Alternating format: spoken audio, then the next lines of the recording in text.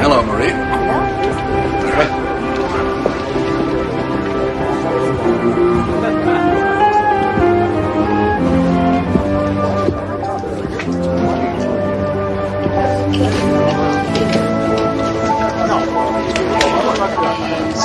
Thank you, Marie. Bon appetit.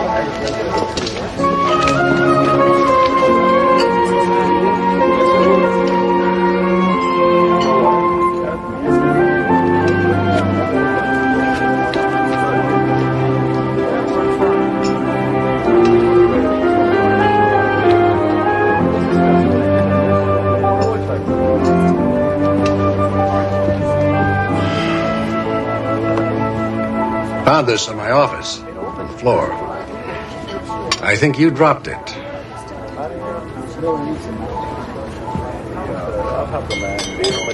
Ira, I've seen you staring at that picture before, mooning over it. Look, I know it's none of my business, and I shouldn't pry, but are you and Valerie having, problems? Marvin, what are you talking about? She isn't a client, is she? A client? Ira, is there something going on? With her?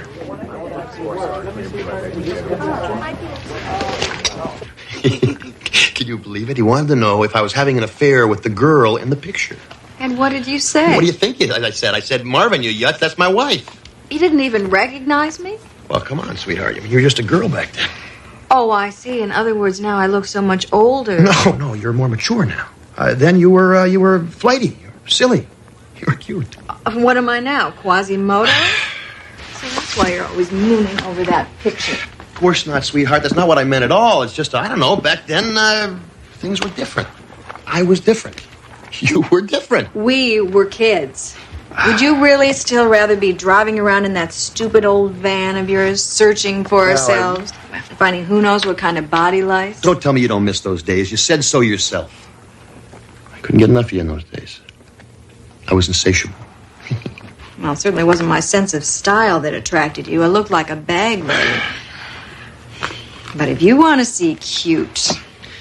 Listen, Val, I really don't want to see another picture of your damn dog. Not the dog, Ira. You were adorable. I'd really like to see you going into court looking like that. Why can't we be more like we were back then?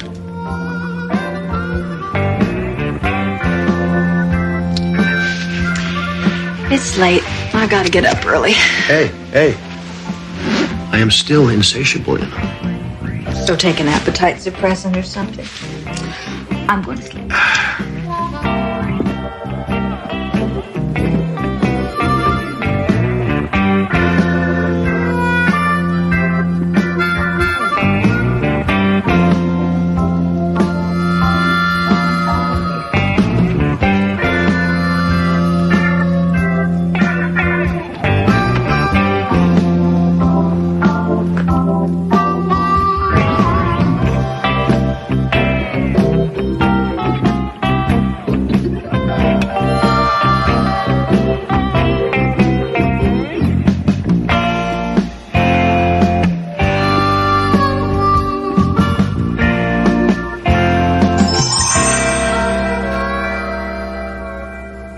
We've never denied that Cal Methyl dumped the stuff there. We're simply saying that since it was all done over 30 years ago, that their culpability must be viewed in an historical fashion. That is the most self-serving argument I've ever heard in my life. In 1958, the prevailing opinion about a corporation's responsibility to the environment was vastly different.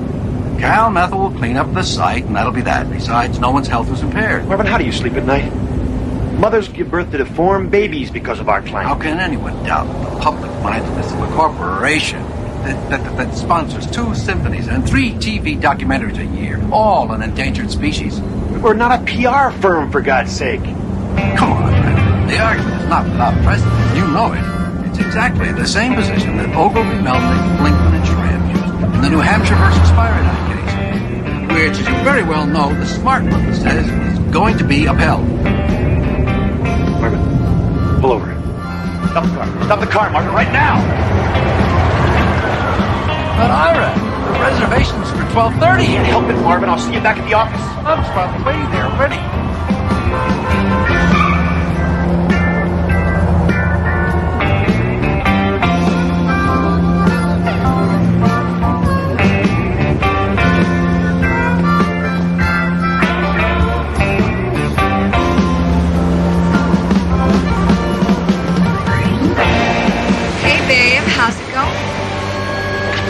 What is this, some kind of a joke? I knew it. I knew you'd freak when you saw me.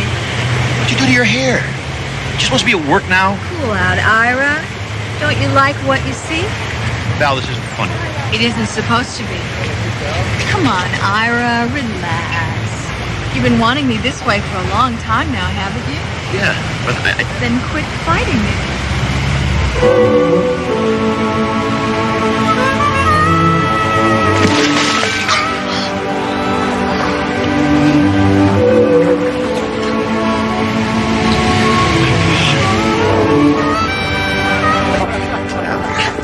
a joke is a joke, Val. This is ridiculous. Call her.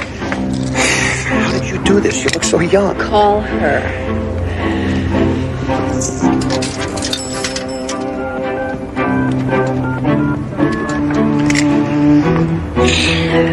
Hello, aerobics. Can I help you? Yeah, Annie?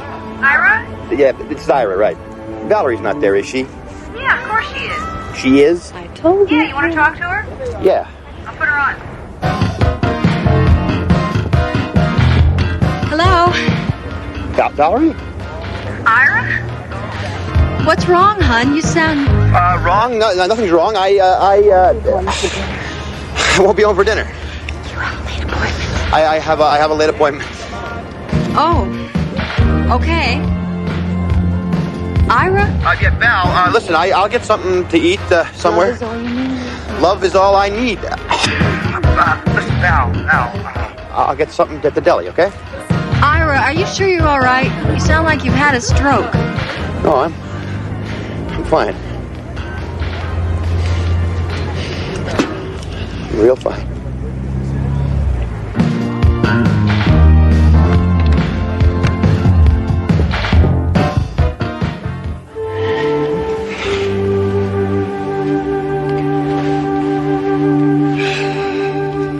You were incredible.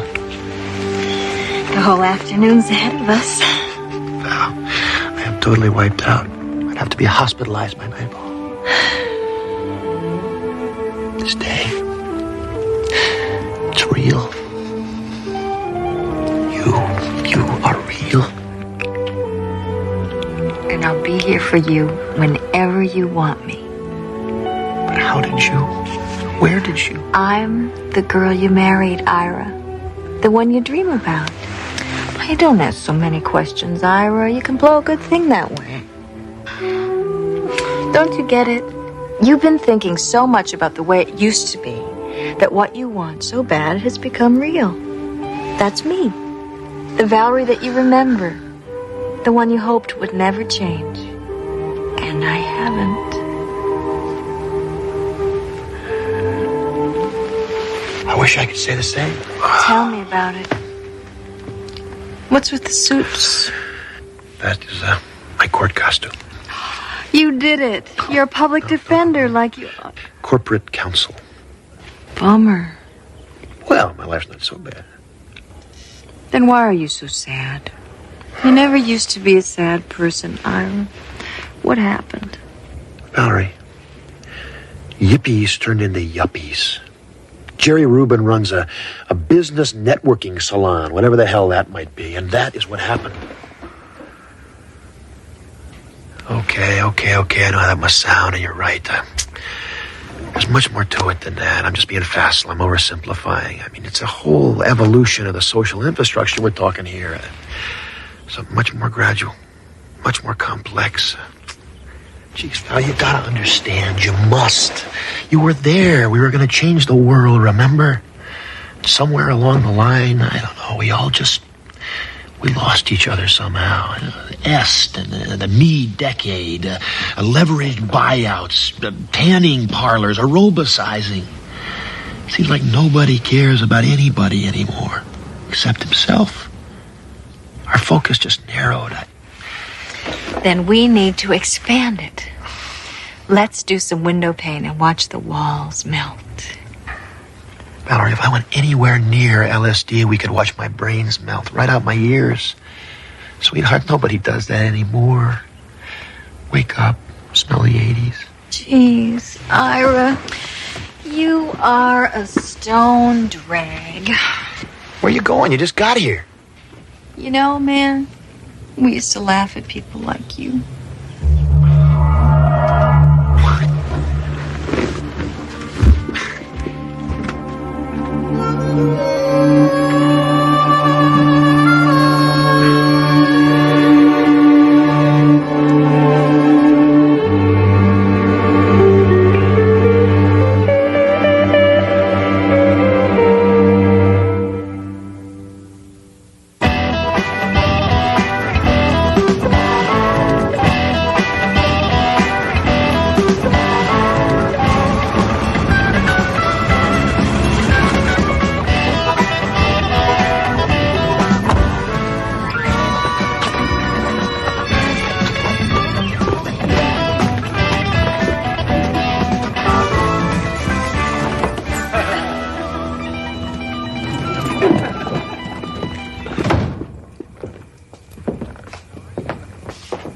Valerie? I'm in here.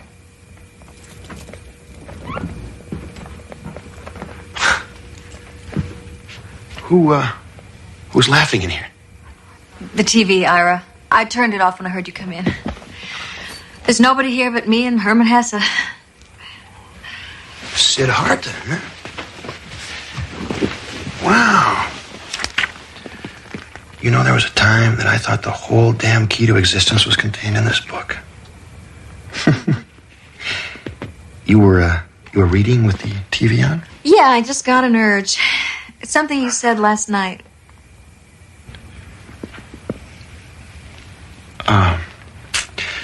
Don't stop on my account. I was just about ready to go to bed anyway.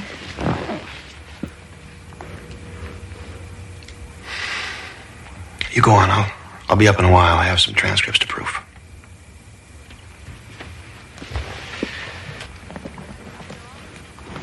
I called your office today. The receptionist said you never came back from lunch. Yeah. There was a meeting at Cal Methyl on short notice. Took all day.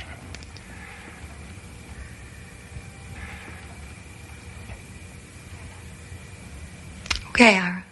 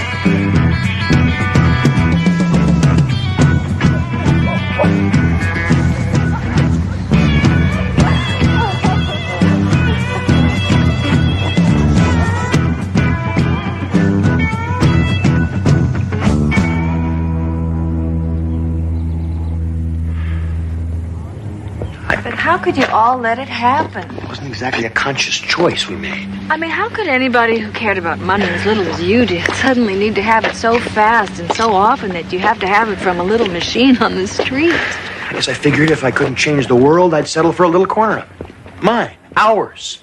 Make it safe and secure, and that takes money. And have you done that? I'm a sellout. Is that what you're saying? Oh, it's not that, babe. It's just, well, are you happy? Yes, I am happy.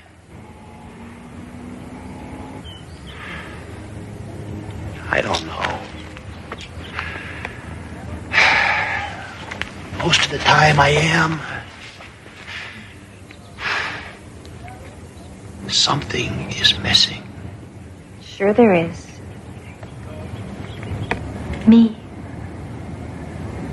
Come on, honey, you've got to tell her. What about I've been a memory too long. It's her turn now.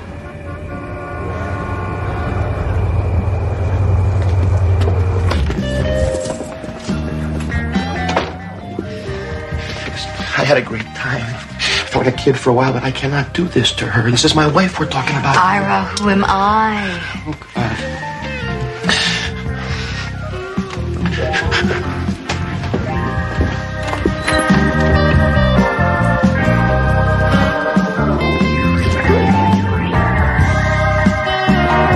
Valerie? Ira. What in the hell is going on here? Ira, wait a minute. It's not what you think. What the hell it is, and how could you do this to me? Hey, wait a minute. Who's that? Forget about her. Who is that? I want to introduce myself before I kill him. Oh, my God, Ira. It's me. Oh, so you've been doing it, too. What do you mean, too? Come on, everybody. Let's not get uptight. You know, you're beginning to sound like something out of a rerun of the Mod Squad. If there was ever a reason to get uptight, my friend, this has got to be it. What is going on here? I don't know, but I guess two can be nostalgic as easily as one. Wait a minute. Wait a minute. This guy is not taking my place. But Ira, what about me? What about us? Forget it. I must have been crazy to even consider it. I want the two of you out of here right now. Why? I haven't wasted my life. I deserve to be here. So does she. Yeah, man, we've got a handle on all this stuff that counts. The dreams, the ideals, the love. What are you talking about? You are 18 years old. You don't know squat about life or love. Real love is commitment.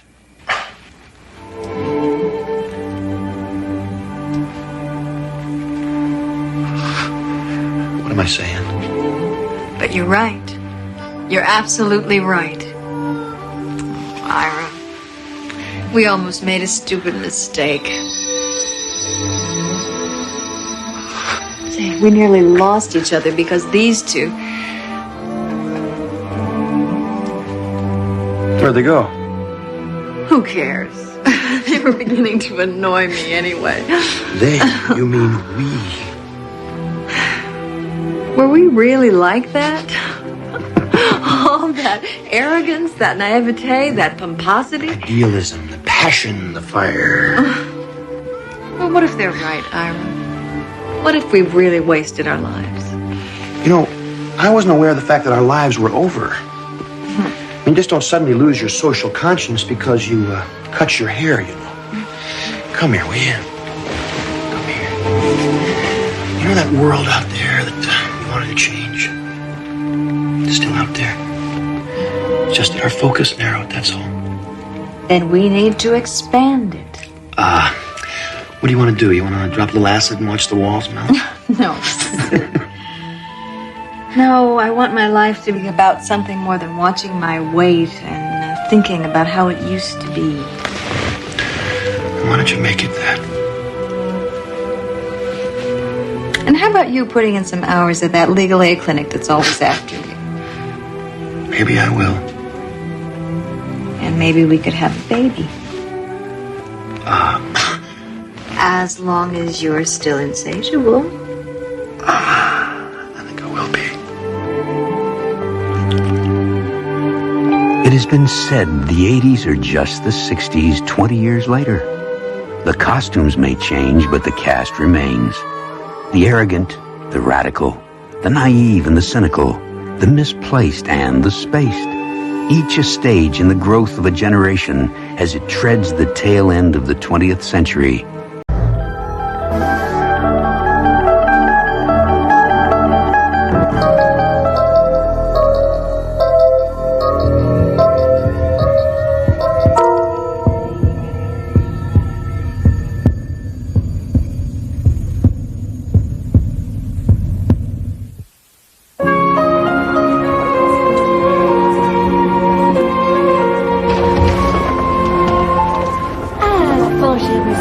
Hello, Marie.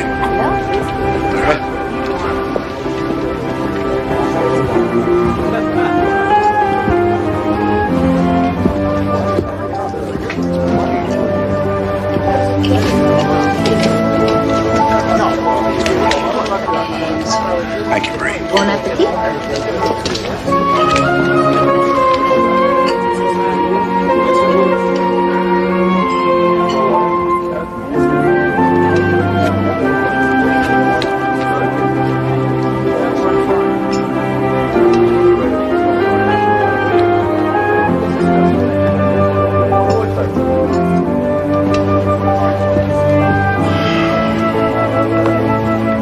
Found this in my office on the floor.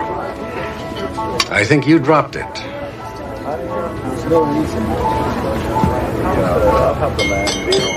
Ira, I've seen you staring at that picture before, mooning over it. Look, I know it's none of my business, and I shouldn't pry, but are you and Valerie having, problems? Marvin, what are you talking about? She isn't a client, is she? A client? Ira, is there something going on? With her?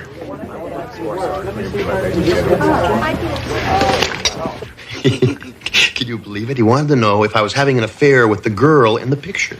And what did you say? What do you think I said? I said, Marvin, you yutz, that's my wife. You didn't even recognize me? Well, come on, sweetheart. I mean, you were just a girl back then. Oh, I see. In other words, now I look so much older. No, you're more mature now. Then you were flighty, you were silly, you were cute. What am I now? Quasimodo? See, that's why you're always mooning over that picture. Of course not, sweetheart. That's not what I meant at all. It's just, I don't know, back then, things were different. I was different. You were different. We were kids. Would you really still rather be driving around in that stupid old van of yours, searching for ourselves, finding who knows what kind of body lice? Don't tell me you don't miss those days. You said so yourself. I couldn't get enough of you in those days. I was insatiable. Well, it certainly wasn't my sense of style that attracted you. I looked like a bag lady. But if you want to see cute... Listen, Val, I really don't want to see another picture of your damn dog. Not the dog, Ira. You were adorable. I'd really like to see you going into court looking like that. Why can't we be more like we were back then?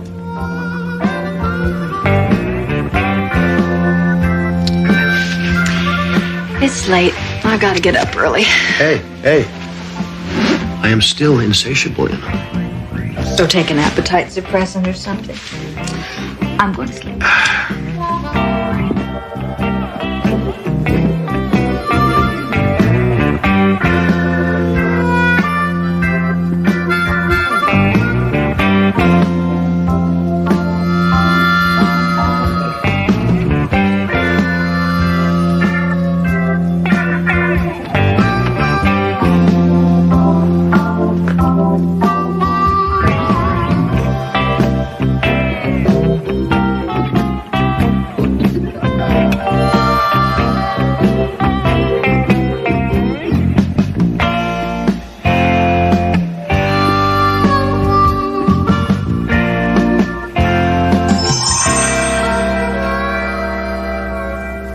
But we've never denied that Cal Methel dumped the stuff there. We're simply saying that since it was all done over 30 years ago, that their culpability must be viewed in an historical fashion. That is the most self-serving argument I've ever heard in my life. In 1958, the prevailing opinion about a corporation's responsibility to the environment was vastly different.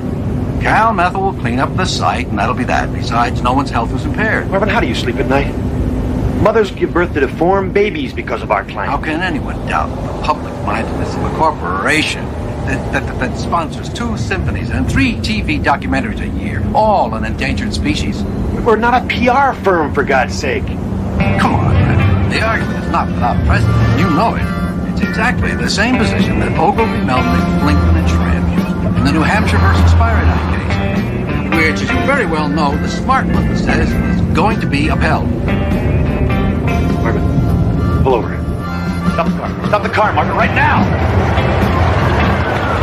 But Ira, the reservation's for 12:30. Can't help it, Marvin. I'll see you back at the office. I'm probably waiting there already.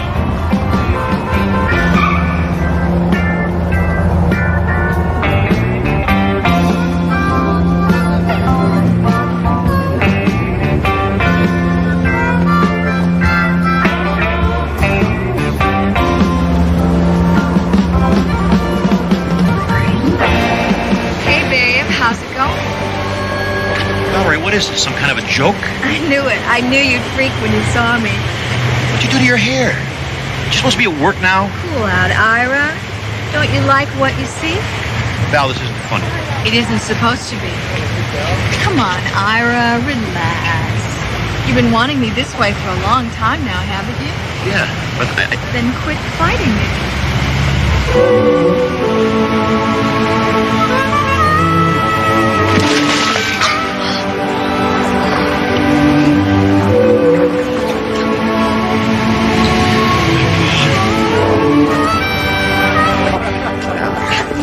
a joke is a joke, Val. This is ridiculous. Call her. How did you do this? You look so young. Call her.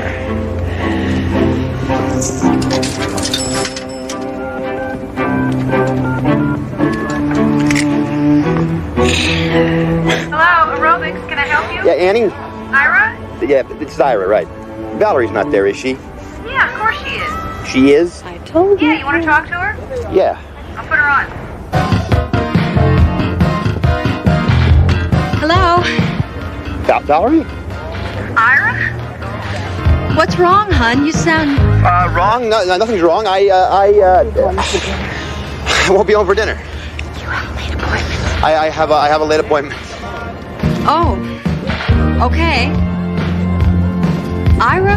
Yeah, Val, listen, I'll get something to eat somewhere. Love is all you need. Love is all I need. Listen, Val, I'll get something at the deli, okay? Ira, are you sure you're all right? You sound like you've had a stroke. No, I'm fine. I'm real fine.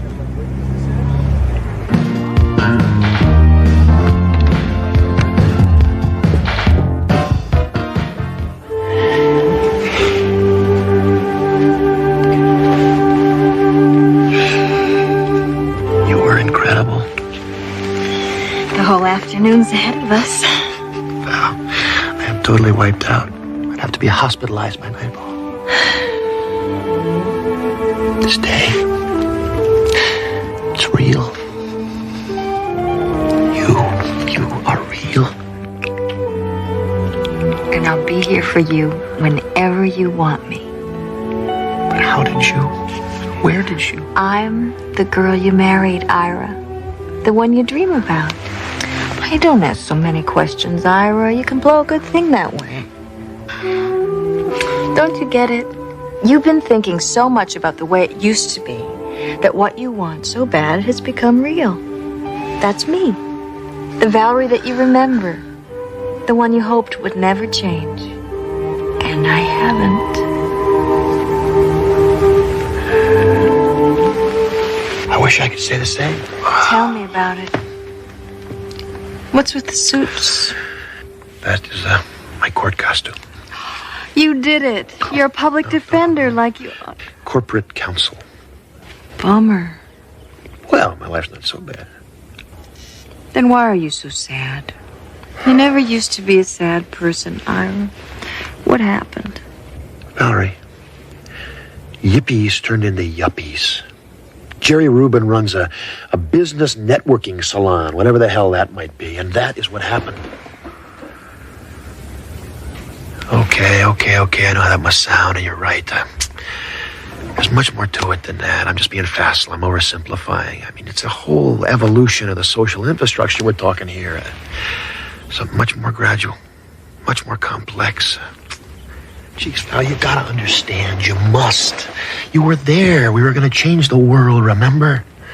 Somewhere along the line, I don't know, we lost each other somehow. Est and the Mead decade, leveraged buyouts, tanning parlors, aerobicizing.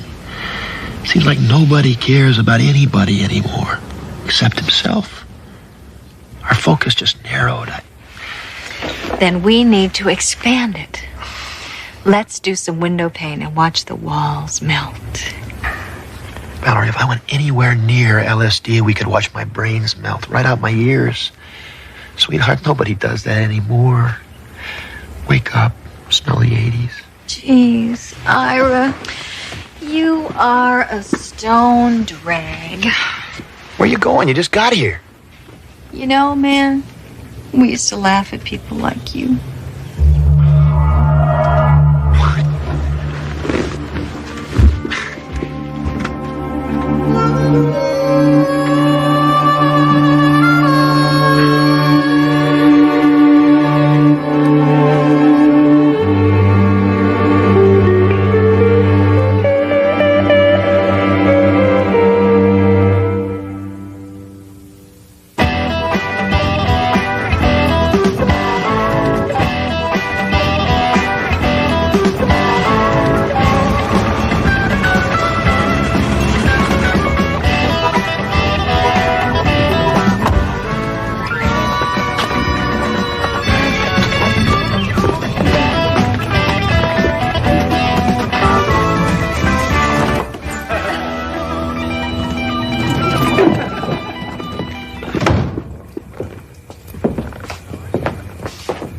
Valerie?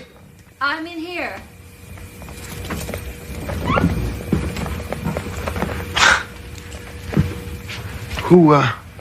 Who's laughing in here? The TV, Ira. I turned it off when I heard you come in. There's nobody here but me and Herman Hesse. Sid Hart, huh? Wow.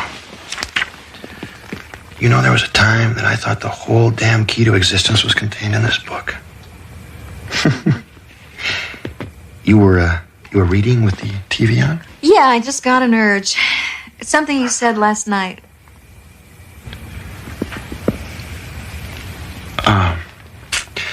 Don't stop on my account. I was just about ready to go to bed anyway.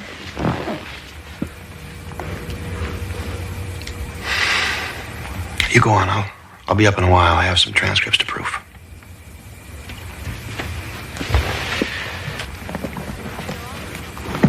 I called your office today. The receptionist said you never came back from lunch. Yeah. There was a meeting at Cal Methyl. It was on short notice. Took all day.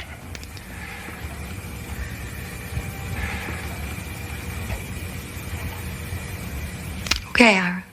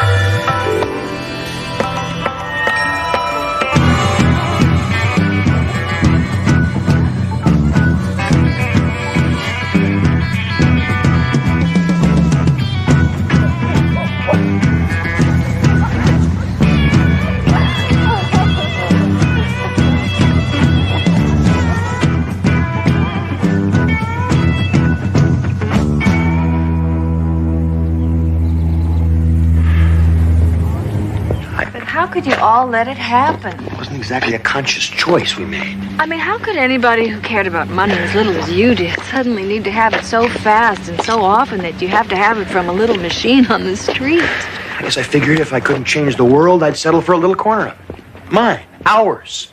Make it safe and secure, and that takes money. And have you done that? I'm a sellout. Is that what you're saying? Oh, it's not that, babe. It's just, well, are you happy? Yes, I am happy.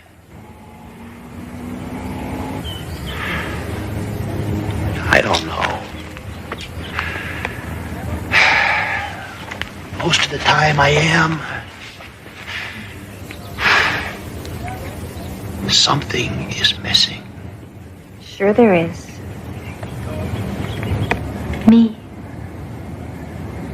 Come on, honey, you've got to tell her. What about I've been a memory too long. It's her turn now.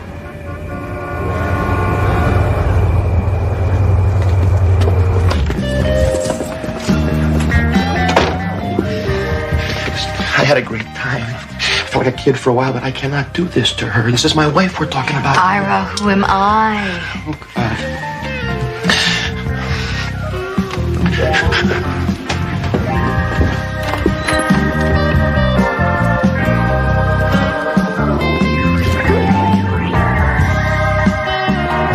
Valerie? Ira. What in the hell is going on here? Ira, wait a minute.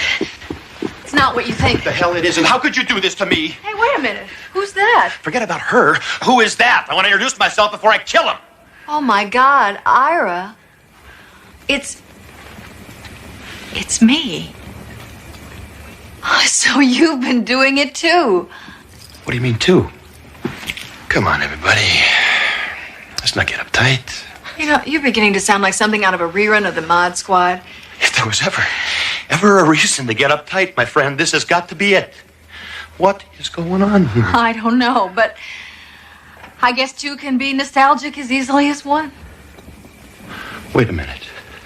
Wait a minute. This guy is not taking my place. But Ira, what about me? What about us? Forget it. I must have been crazy to even consider it. I want the two of you out of here right now. Why? I haven't wasted my life. I deserve to be here. So does she. Yeah, man, we've got a handle on all this stuff that counts. The dreams, the ideals, the love. What are you talking about? You are 18 years old. You don't know squat about life or love. Real love is commitment.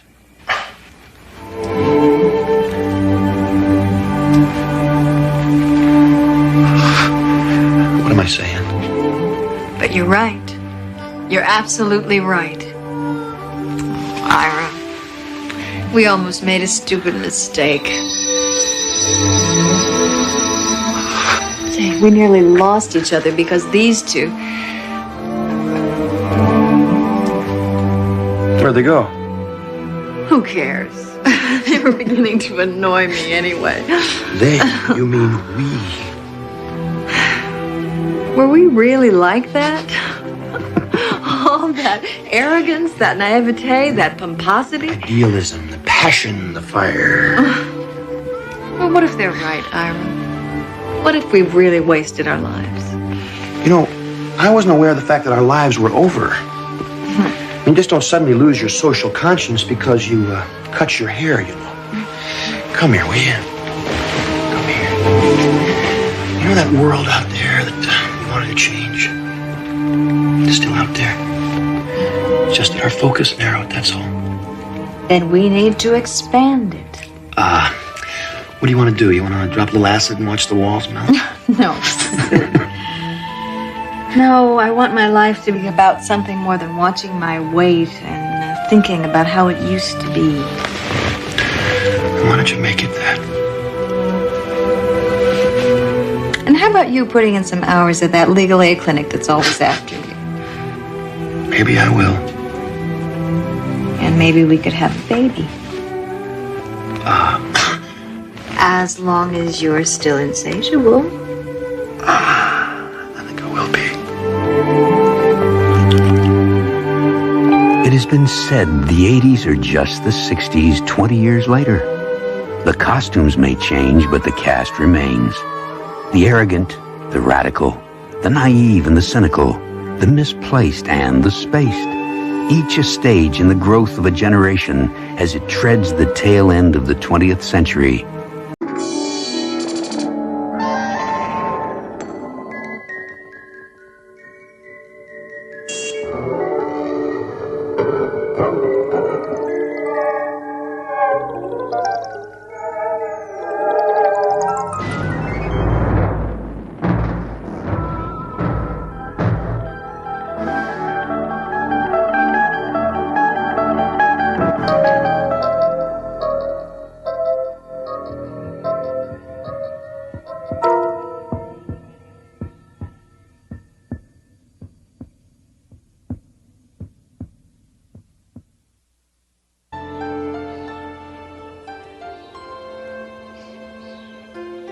He's crazy. That's what he is.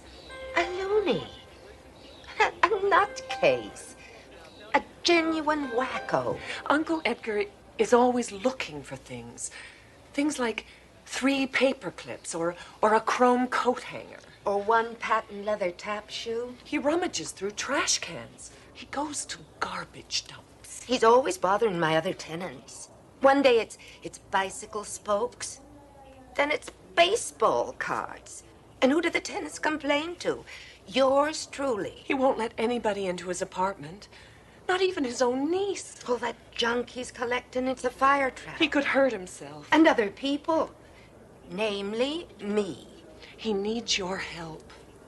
Yesterday, he wanted a yo-yo. By 6 o'clock. And last week, pieces of broken dolls. Heads, arms, legs. Please do something, Doctor. Please, for his sake. And ours.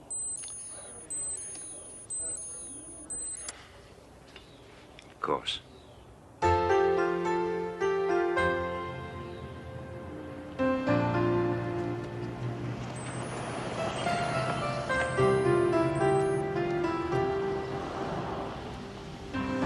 His bell don't work.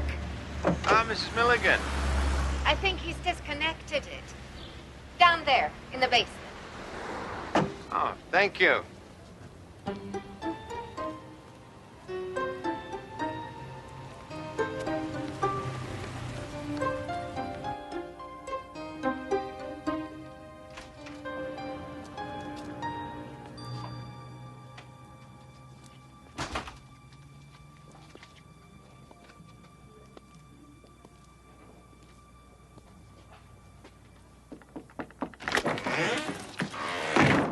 Thanks anyway, Mr. Pilchick, but I already found a brass thimble. You're not Mr. Pilchick. I'm Dr. Jeremy Sinclair. May I talk to you, Mr. Some other Witherspoon? time, perhaps. I have to look for a doll's head.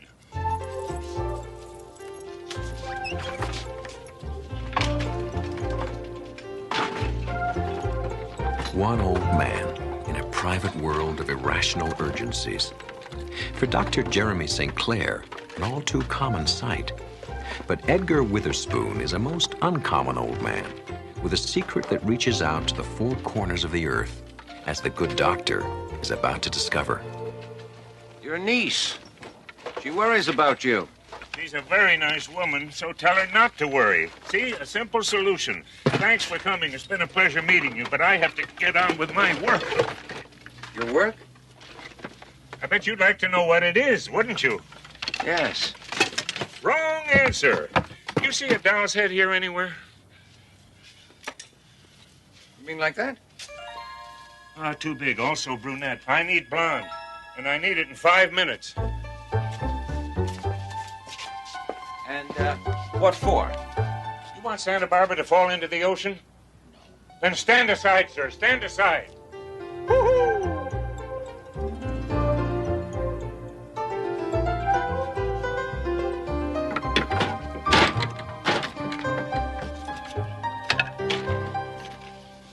Just in the nick of time.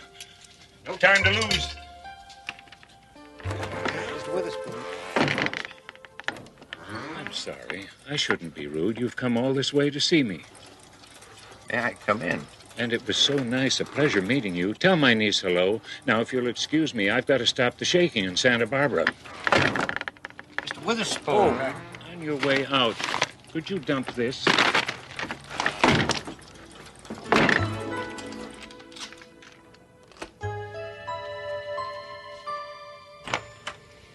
Good afternoon, Doctor. Did you see Uncle Edgar? Yes, this morning. Well? I wouldn't exactly call it a long conversation. But long enough to realize that he's... Oh, absolutely. On the other hand, Mr. Witherspoon appears happy and quite harmless. Harmless? He pesters strangers on the street. He runs after garbage trucks. That is far from harmless. Somebody saw him take a baby's bottle out of its carriage. I'm afraid he'll get arrested next time. Doctor, I will sign anything. Cooperate in any way I... All right, maybe I'll have another chat with him, and a longer one, and see if I... A small earthquake tremor was felt shortly before noon today. The force was enough to rattle dishes and a few nerves, but no injuries Did you hear were that? reported. What? There was something about it. Sorry, it was nothing. I don't know what I was thinking. I'll call you as soon as I can. Thank you very much. Acid rain is affecting the northern lakes even more than scientists.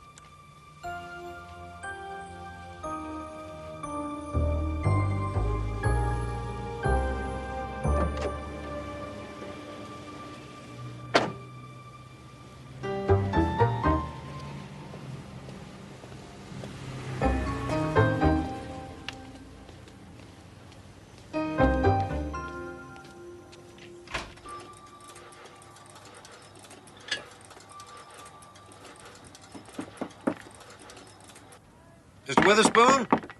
Go away. I'm not home. It's Dr. Sinclair. I was here last week, you remember? Sorry, I wasn't home last week either. Mr. Witherspoon, I could legally force you to open this door to me. Is that what you want?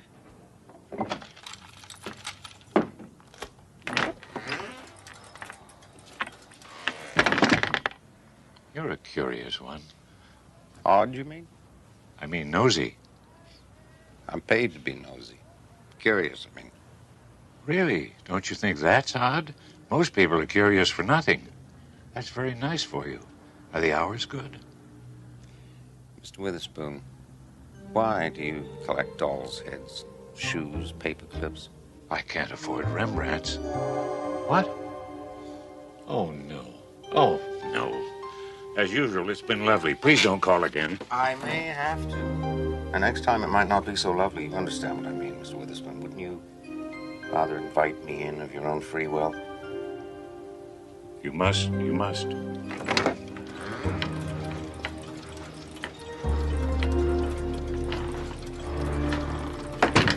Be very, very careful where you walk.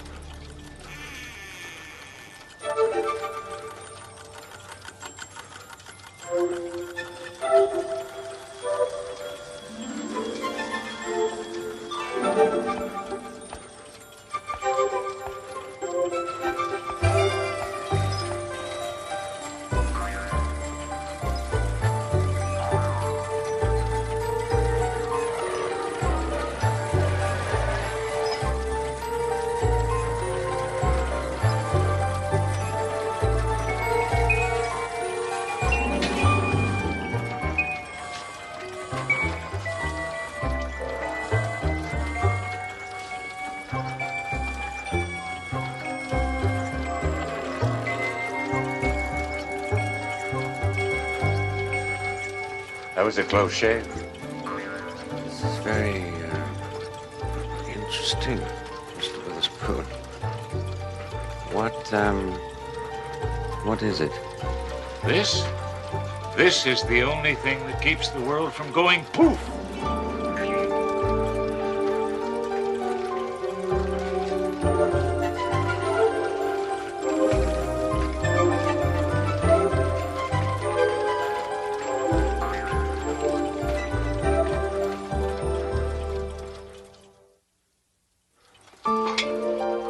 Now, let me understand you clearly, Mr. Witherspoon. You say that this is what keeps the world from going poof? And it's not easy. Most things are nearly impossible to find.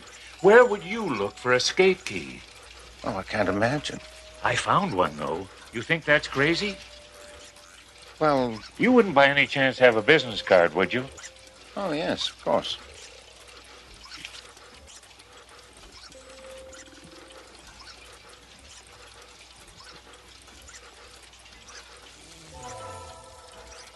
That was an easy one. Well, I won't take up any more of your time. I've seen more than enough. I used to be an engineer. Earned lots of money. Then I retired. Worst mistake I ever made. Life was so damned boring. And then the voice spoke to me. Oh, you also hear voices? You too? Please, tell me about it. I was sitting in the park one day feeding the pigeons, and suddenly, there it was, the voice. Edgar, it said, have you ever been to England? Oh, yes, why? No, that's what the voice asked me. Edgar, it said, in the heart of Big Ben, there is a pendulum that tells the clock how fast to tick. At the bottom of the pendulum, on top of the big weight, there's a stack of pennies. Every so often, they take one off. The clock speeds up. Or they put one on, the clock slows down. The pennies change the balance just a little, but enough to keep the whole mechanism running perfectly. So, what you have here is some kind of clock. Of course not. Why would I build a clock? $3, any drugstore. Doesn't lose 10 seconds in a year. Anyway, the voice said, Edgar, the world is a funny place. Little wars here, big wars there, volcanoes going off, storms, tornadoes, a terrific amount of noise and bother. You have to build something that will keep the world from going too far, maybe even going poof. What the pennies do for Big Ben, this does for the world. Who do you think it is who's speaking to you? Well, sometimes I think it's God. And then I think, no, God would have a deeper voice. Would you care for a prune, Doctor? Oh, no, thank you. I was just leaving.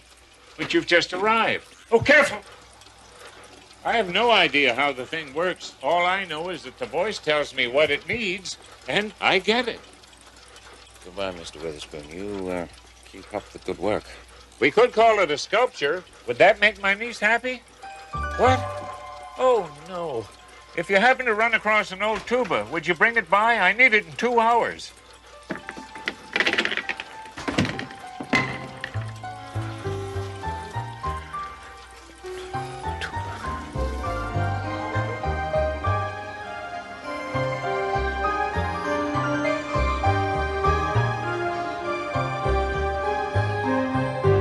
Cynthia, don't do this to me. Uncle Edgar, please. It's just for 3 days while they observe you. It's too long. It has to be maintained, kept in balance.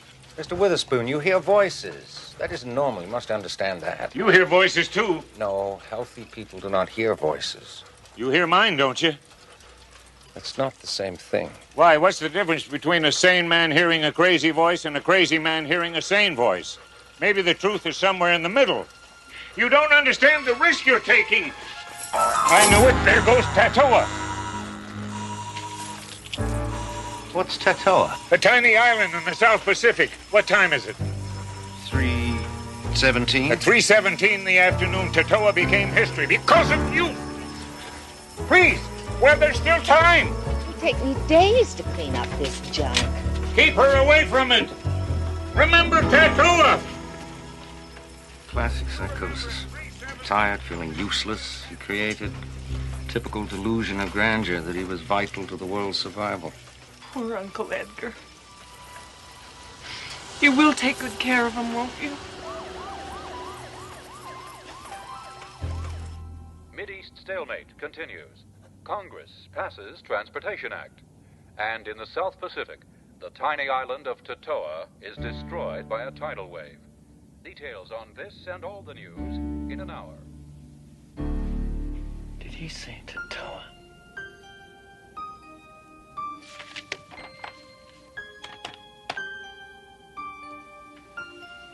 Yes, the number for the Chronicle, please.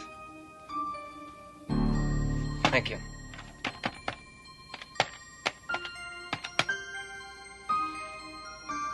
Hello, I want to check on a news story. I just heard something on the radio about a tidal wave destroying an island. Yes, that's it. Are there any details? Really? I don't know.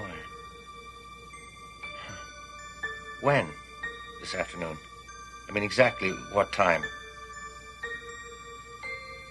Thank you. Miss Walker!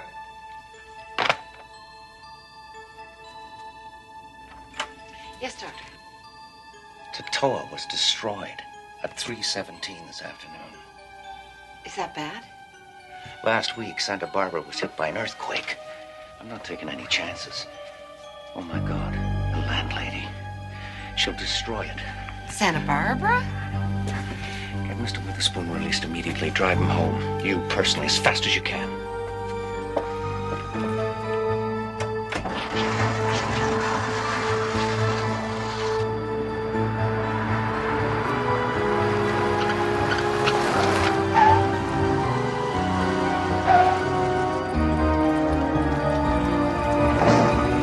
Don't touch a thing! You didn't, did you? You haven't touched anything or moved anything. Not yet. Why? Because this is the creation of a disordered mind. And by studying it, analyzing it just exactly as he left it, I can come to a deeper insight into Mr. Witherspoon's problem. He's a loony. What else do you have to know? No. It's not that simple. I can't rent this place with garbage in it. All right. I'll rent it. You? Yes. I'll give you double what you're getting. I'll be up later with a check. Thank you, Mrs. Milligan.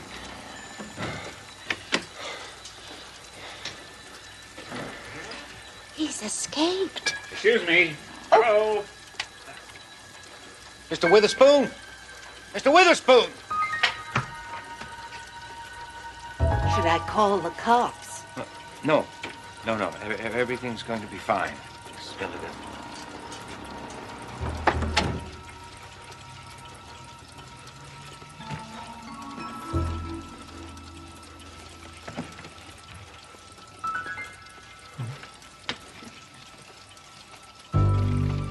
You got a handkerchief? Oh, yes.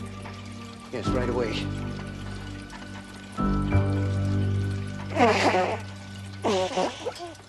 Thanks. That lady had me dressed so fast, I left mine behind. Mr. Witherspoon, I don't know how to begin to apologize.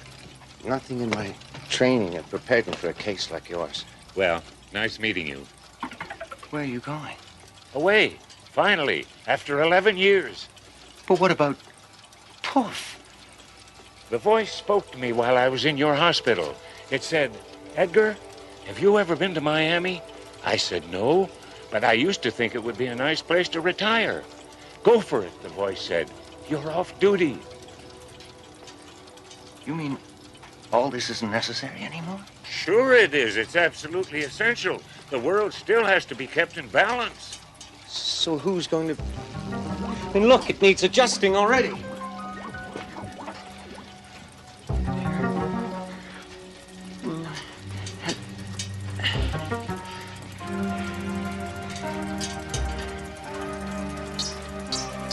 There, that's it. Now, if I can just get a ping pong ball in there by 7:13,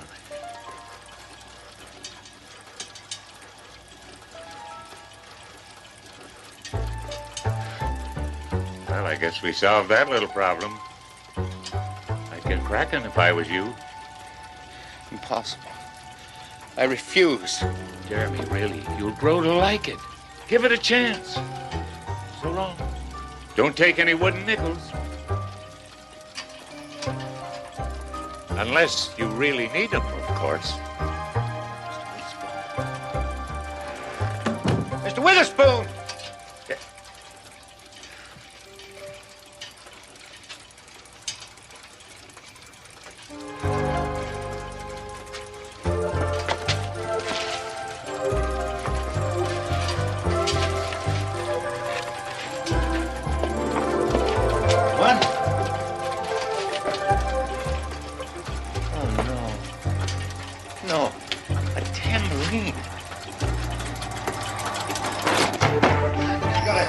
to find a tambourine right away. Right away, please. Can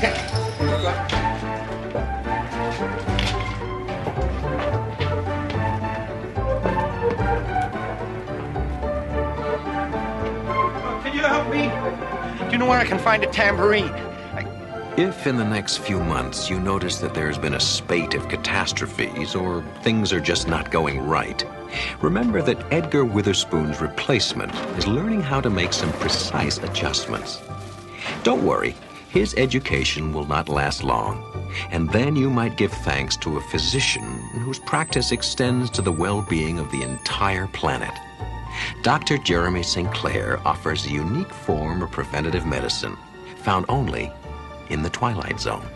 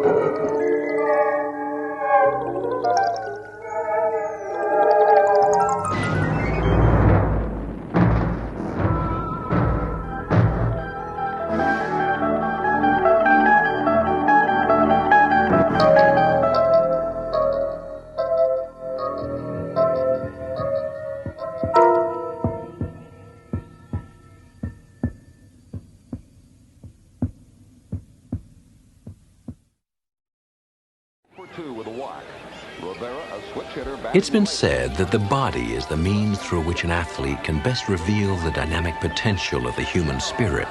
But what happens when the means to that expression is injured beyond repair?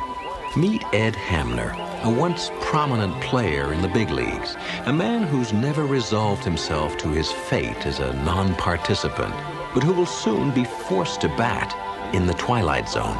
And the pitch. There's a drive to right center. It is in the gap. Man, go! First, That's it! Dig! Man Take three! Second. Yeah! Here's the relay from the outfield. Man in there with a Hey, Paula, come on in. Come on. Carson working fast. The pitch. The routine bouncer to short. The throw to first, and that's the ball game. The Tigers' slump continues. Bet they wish you were still hitting cleanup. Oh, I don't know. I had my share of big swings that came up empty. Hey, how was practice today? Pretty good. Brian Claiborne says he's going to teach me to throw a curveball. Yeah, I'm not going to. I remember what you said. You're too young to throw a curve. You'll only hurt your arm. Besides, that fastball of yours is enough to get anybody out. But you got to concentrate. Remember, if you ever feel like you're losing it, just step off the mound, take a deep breath, completely clear your mind. Confidence and concentration. It works every time. Oh, I almost forgot.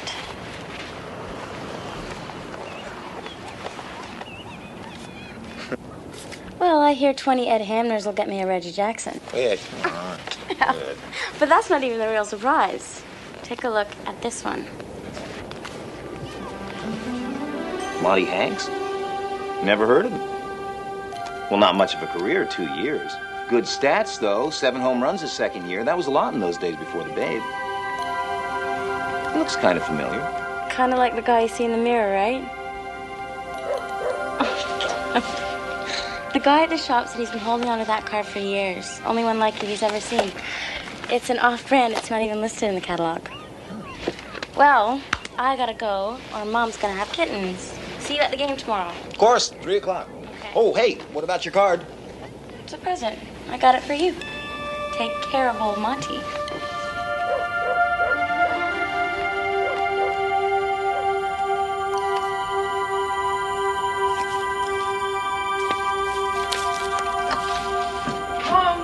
Hey, Cindy, take a look at this.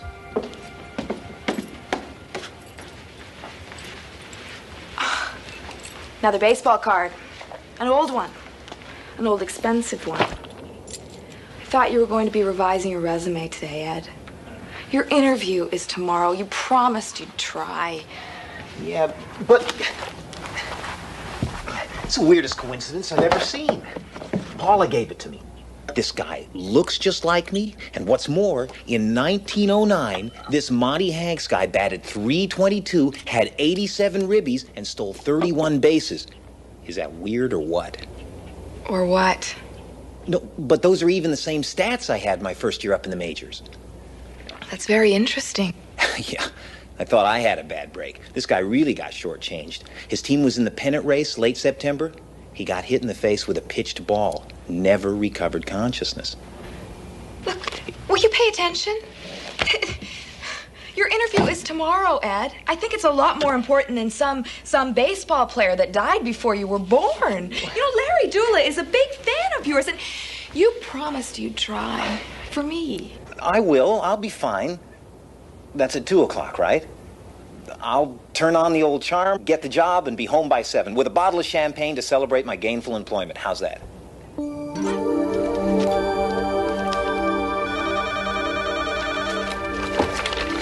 Vetricom Computer Division. Thank you.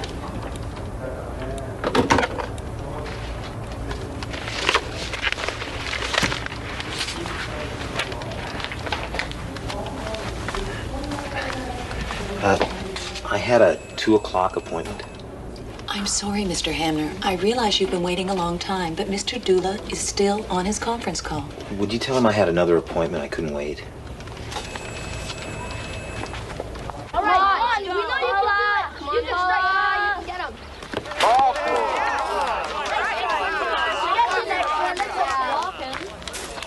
Hey, let's see some smoke. Yeah. You tell him. You do it now. Come on, concentrate. 3 good ones. We go. Right.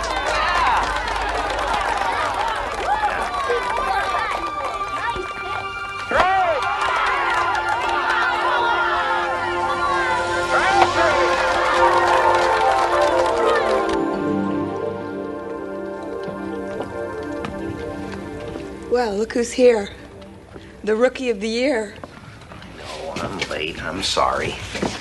Paula's team won the championship. Coach took the kids out for pizza. They wanted me to come along. I had an hour and a half easy. I don't know. Somehow I just lost track of time. I remembered the champagne. Surprised you didn't pour it over Paula's head. Isn't that how it's done? What did you think we'd celebrate tonight, Ed? You could have had the Vetricom job, but no, you just walked away from it. Maybe it's just as well. I mean, all I know about selling computers anyway. What about our future, Ed? It's been 2 years since your injury. Are you just going to sit around and feel sorry for yourself for the rest of your life? Do you ever think about me? Do you think I like paying all the bills while you sit around trading baseball cards?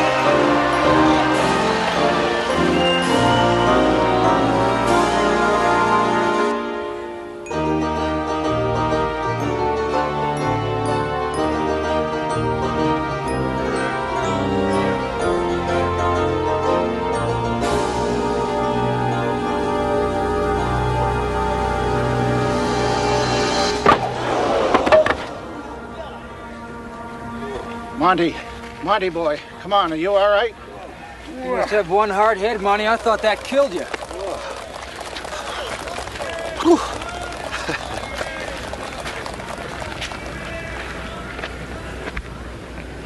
My leg. There's nothing wrong with my leg. Of course there's nothing wrong with your leg. It's your damned head that got hit. Maybe I should send Moran in to run for you. No, I'm fine. Well, come on. This ain't no fan dance. Let's play ball. Play ball!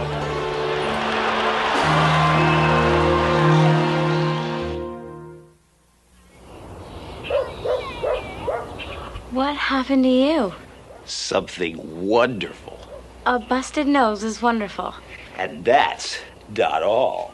Oh! Look at this. Oh, gross. I did it yesterday. Well, 78 years ago, really, but it felt like yesterday. It's a beaut, isn't it? A real strawberry. I got it sliding into second. Into second what? Second base. Spikes high in a cloud of dust. I had 2 stolen bases and a 3-run homer. But I didn't need this. It's that baseball card. Somehow, it took me back. And this guy, Bonnie Hanks, I'm him. He's me. I know. It's hard for me to believe, too. Maybe you had some kind of a dream or something. I didn't do this in any dream. Look at the card. I don't see anything. What? Check the stats. Home run, second year. 8. 8? Yesterday it was 7. I hit that one. It was real. I was there. And I'm going back. Hey, kid. You want to see a baseball game? Yeah, sure, but... To take my hand.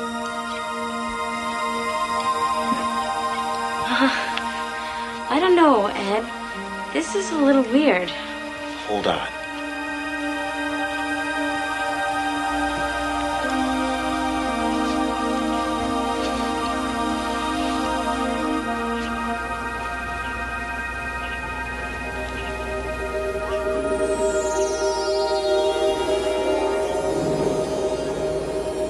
Here we go.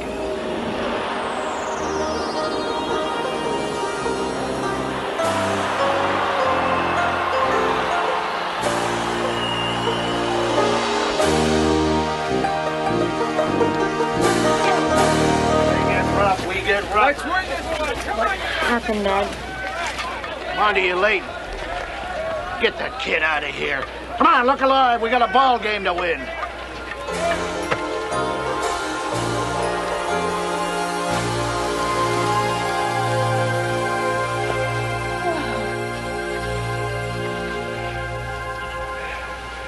Huh?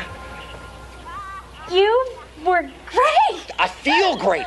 We're only a game behind the Athletics. If we could sweep them, we take the pennant. And I'll be in the World Series.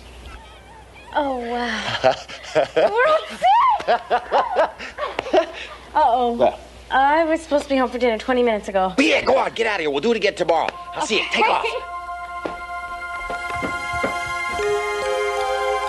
Don't you think you're a little old to be playing with kids and sorting baseball cards? I guess I'm not exactly a prize husband. We were just kids when we got married, Cindy. You grew up. I guess I didn't. I still love baseball. I know it's just a kid's game, but I love it, Cindy. God, but I love it. More than me? No, not more than you. Can't I have both? I guess not. I talked to Larry Dula. There's a company banquet tomorrow. Their speaker had to cancel, and he asked if you'd fill in. You know, tell a few of your old Tiger stories. I'm having your tux cleaned. You always look so sexy in a tux. I don't know, Sid. Come on, Ed. Once they get to know you, I'm sure they'll find some work for you.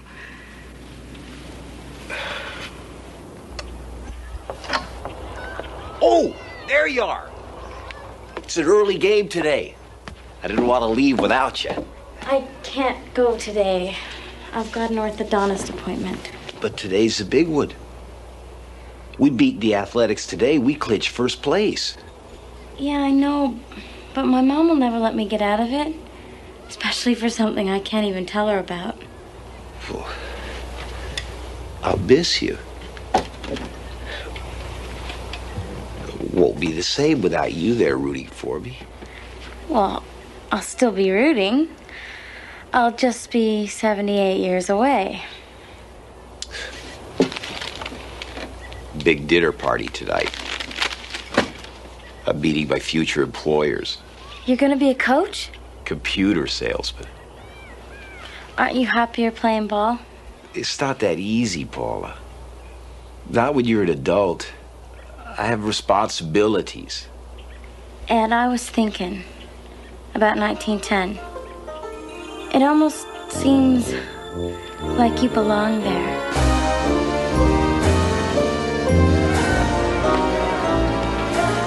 8 innings of goose eggs. I can't believe we're not hitting this guy.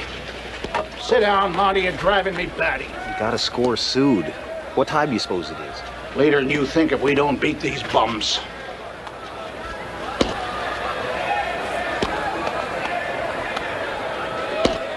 Ed?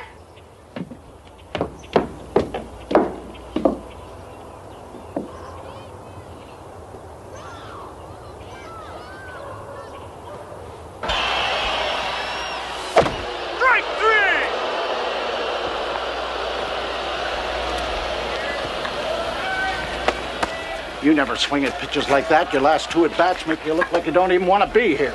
Swinging too hard, I guess. Yeah, well, now get out there and hold them. If they can do it to us, we can do it to them. Back, I got a problem. Oh, yeah, me too. If we don't win today, we don't get no pennant. Now, what's your problem? It's my wife. I promised her. Your wife? We're into extra innings. Mac, you don't understand. If I stay here, I stand to lose everything I've got, including my wife. I'm out of extra innings at home. What about here? I'm talking about the World Series. Are you nuts or what? Walk out of here and you don't come back. I mean that. Not tomorrow, not ever. Moran, take third. No. I'll finish the game. That's more like it. Now let's play ball.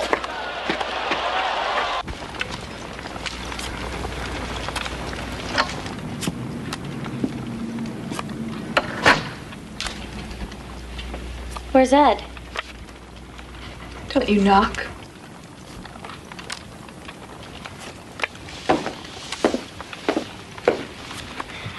What are you doing to Ed's stuff? Repaying him? Each one of these cards is a day he wasted. Part of our lives he threw away. Look around you, Paula. I'm almost even. No. He'll be back. I know he will. Oh, yeah. Rookie of the Year always makes it home, doesn't he? What if there's no home when he gets there? Don't say that. He's a big man to you, isn't he? Big man. You know why he's so nice to you? Because you're a fan. Ed needs to hear him cheering, and you're the only fan he's got left. Ed just needs someone to care about him. It's all so simple when you're 12, isn't it? But eventually you'll grow up and you'll realize you can't play games for the rest of your life. You're wrong. Give it to me, please. Thought I didn't notice it. Ed's latest treasure? Showed it to me the other day. Is it special to it? No, it's my favorite. Ed doesn't even care about it. I like it because I told Ed it looks like him, but he doesn't think so. Lying. I remember now the stats. Same stats as the Rookie of the Year. No! I bought it for him. It cost so much, my mom will kill me. Please don't. Take it. Take it and get out. Oh, that's right. Cherish it. You're a girl, Paula. You're just a little girl. But you'll grow up, and when you do, losers like Ed won't look so wonderful. I promise you that. He'll always look wonderful to me. Go on, go home. There's nothing you can do for him.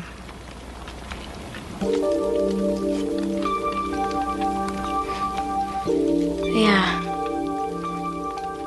There is.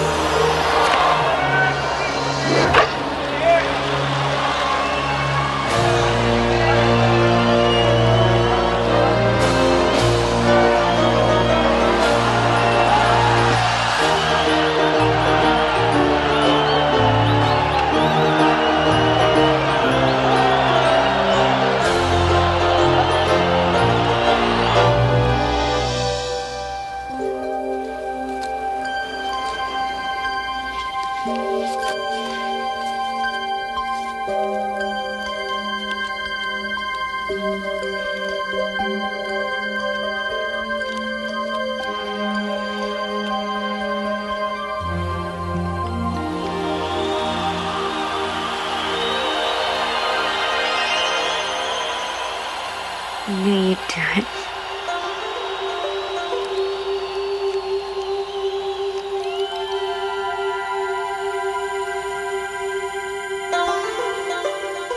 Ed Hamner, Monty Hanks. To some, a mere face on a trading card. But to a special friend, he's an eternal boy of summer. An athlete who found himself drafted by a unique team in a league that plays its games in the Twilight Zone.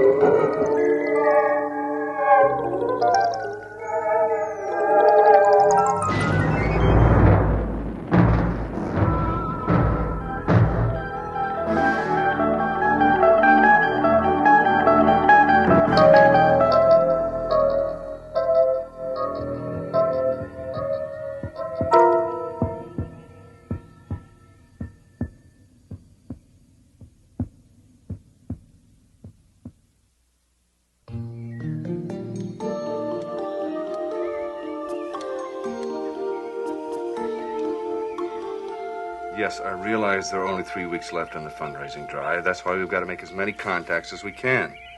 Uh-huh. Well, did you talk to him? Yeah? Jerry, everybody's tired. But we're too close to our goal to slow down now. Right. Yeah, I understand that, but... Well, look, all I ask is that you try, okay? All right, thanks. Bye. There dwells within this parish a modern-day apostle and master builder who lists among his tools of trade a Bible, a rosary, and a calculator. His name, Father Mark Cassidy. Age, 42. A fair and noble man who's about to discover one of his accounts is still open. That account is labeled Guilt, and it's concealed in a ledger stored in the Twilight Zone.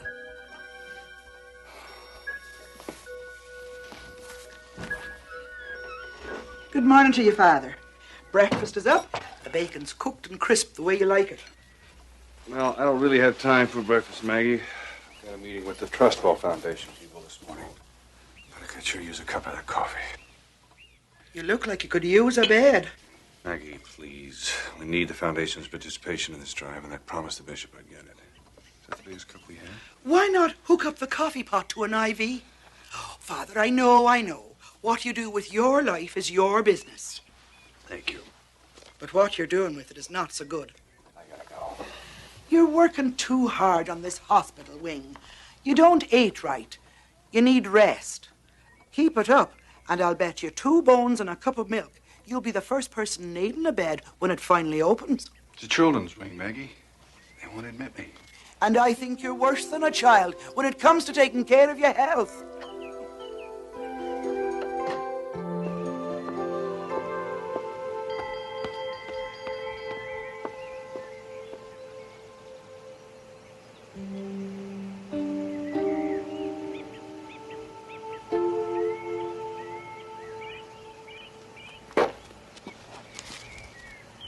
School bell rang, Billy.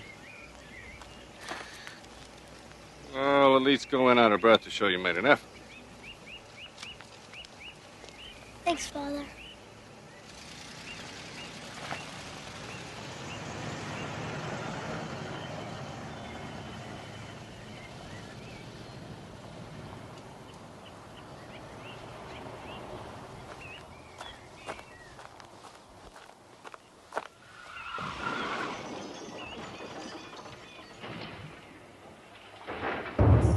Maggie, call 911.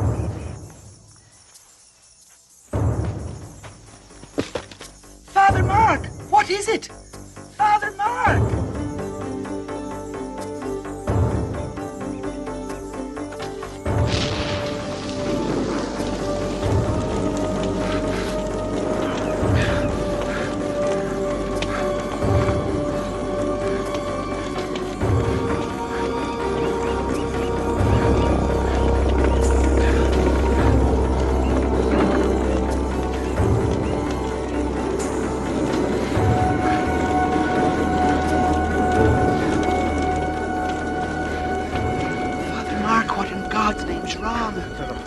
Go back.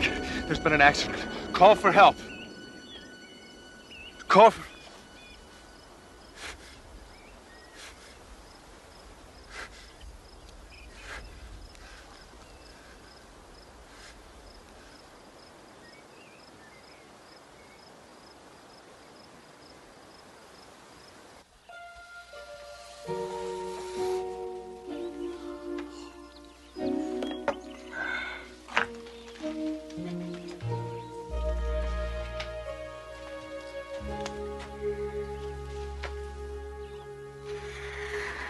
I remember that children's wing when it was nothing more than a dream.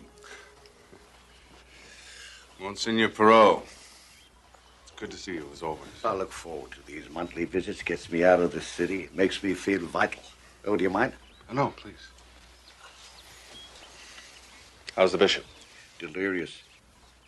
We don't know what you said to the Trustwell Foundation yesterday, but they've been calling all morning, asking, no, demanding to know what they can do to participate in the building of the hospital wing. Mark, I think we're going to reach our goals sooner than we think. Are you okay? Oh, yes. I guess it's just the shock of all this coming to an end. Well, maybe none too soon. Mrs. Dugan cornered me on the way in. She thinks you've been working too hard. Perfectly all right. I work hard, sure, but so do you. Oh, I know I do, but I also enjoy my time off. Mark, in the 20 years I've known you, I've yet to see you take a vacation. There was just too much to be done around here. I know. And if it wasn't for you, St. Timothy's would have closed its doors years ago. But you need a break, and I want you to take one. Monsignor, with all due respect, I couldn't take a break right now even if I wanted to, not with us being so close. But Mark, I made a commitment to those children and their parents to build them this wing. They're counting on me. If I'm tired, that's a small price to pay for all the good that will come of it. Please, don't ask me to stop now. Not before we're finished.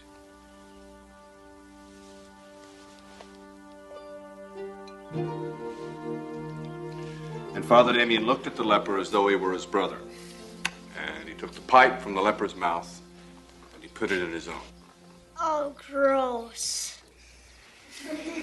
Well, it sounds awful, I know, but with that one selfless act, Father Damien gave the leper something very precious. He gave him dignity. Now, I'm not suggesting that you go out in the world and help lepers. There are countless other sacrifices you can make in your everyday life that will make you equally worthy in the eyes of the Lord. Father Mark? I'll be right back.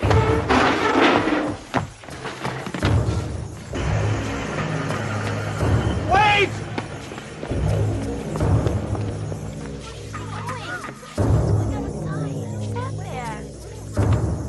What's he running after?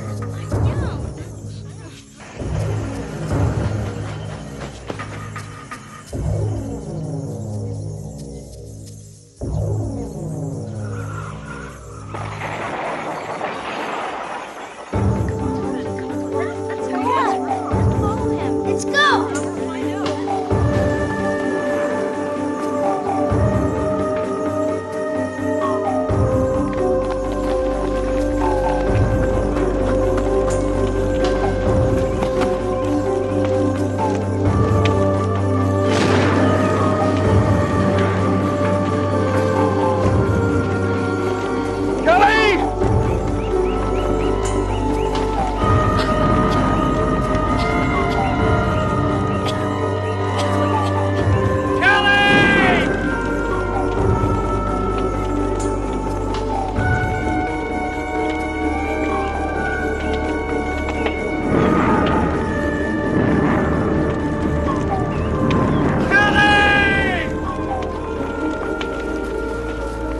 Father Mark! Don't just stand there, get help! Can't you see? Can't you see?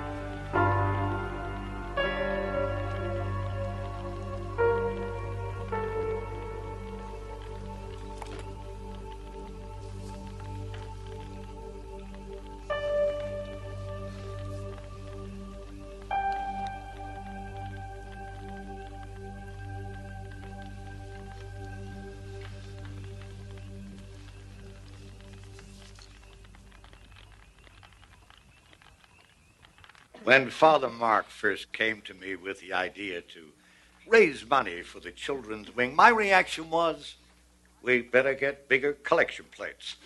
$2 million. I confess I had my doubts. But fortunately for all of us, he didn't. Father Mark, it is due to your undying faith and selfless devotion to the children of this community, to all of the people, that we finally reached our goal. The hospital wing will be built.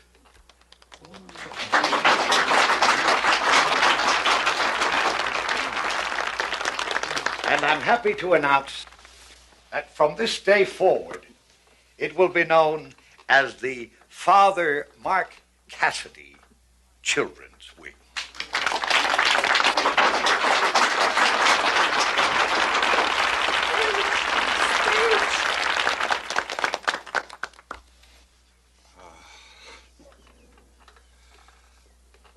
This is a great honor. I guess I should be happy, but I don't know if I deserve this. I know we all know this is an emotional time for all of us, so please, there's refreshments for everyone down in the church basement.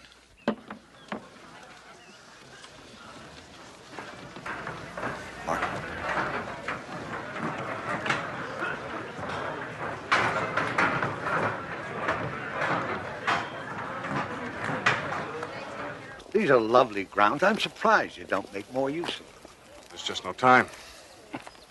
For people whose business it is to preach eternity, it's ironic that we can't take a little moment to ourselves every now and then. Oh, these roses are especially lovely. They were a favorite of a friend of mine. You know, the bishop is singing praises about you. He thinks what you've accomplished here is nothing short of a miracle. Well, please tell the bishop to reserve his praises for somebody more worthy than I. There are very few. Well, Senor, I am only a priest. No, you're a good priest, and God won't think any the less of you if you pat yourself on the back every now and then. I'm not so sure about that. Well, that's a matter for debate, and one that you'll now have plenty of time to reflect on. No, there's still too much to be done around here. Mark, this is not a request. The bishop has ordered you to take a leave. But what about the clothing drive and the pageant and the operating costs? Don't drive yourself so hard. Others can do those things. No, they can't. You don't understand. There's something God wants me to do. Something here, right here. And I cannot leave until I find out what it is. What it is? When you came here, St. Timothy's was on the verge of collapse. Now we got a thriving church, a school, a new hospital wing. The parish couldn't have survived without you. You've built a solid foundation. Now St. Timothy's can stand on its own. What about me? What do I do now? God gave you a mission, and you've completed it. Trust him to show you what to do next.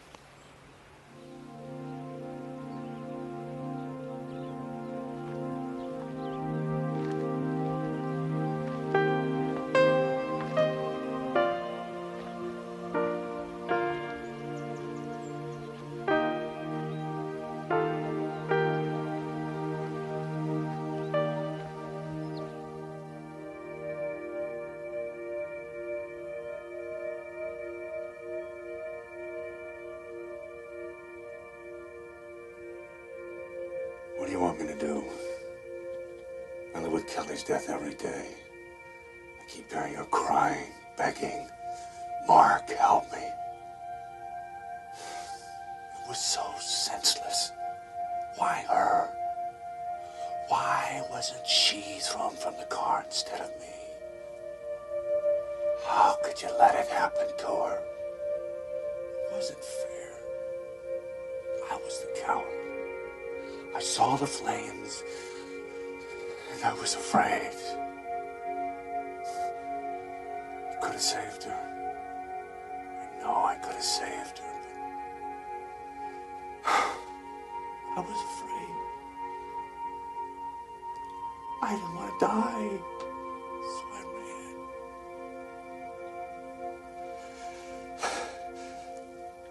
ran. I know I'm not worthy of your forgiveness, but I ask your mercy. Haven't I atoned enough for what I did? Please, I cannot go on like this. Tell me, why is this happening?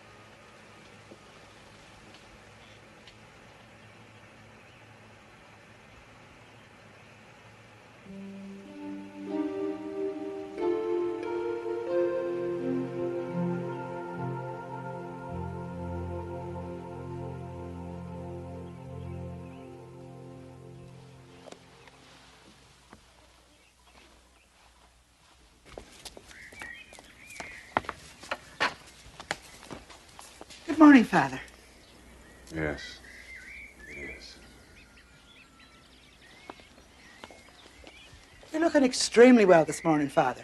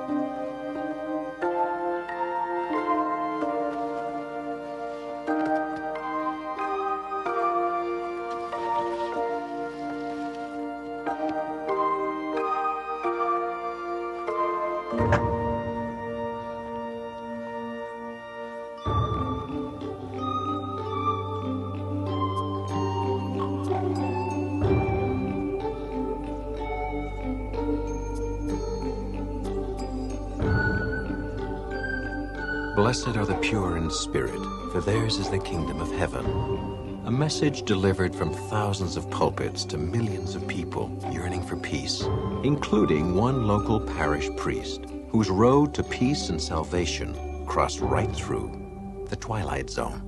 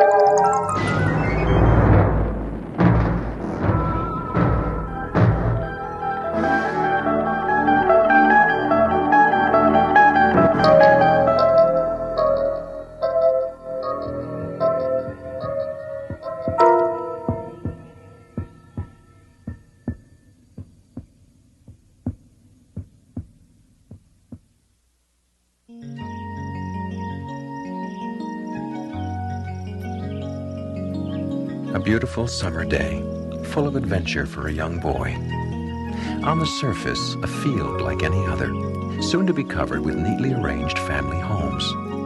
But today, this curious boy is about to discover a terrifying secret that could only be shared within the confines of the Twilight Zone.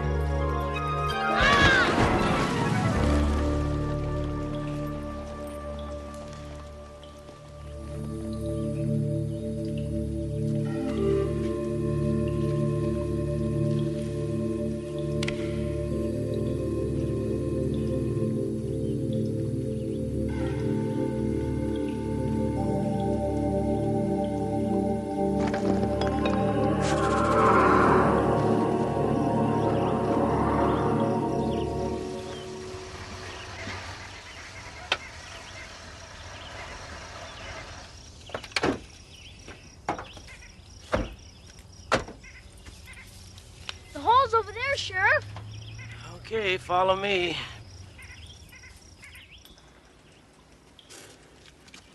Watch your step there. All right, you're down. What is it? An old mine shaft? No, there weren't any mines around here. More like a cave entrance. What are those? Looks like some kind of drawings.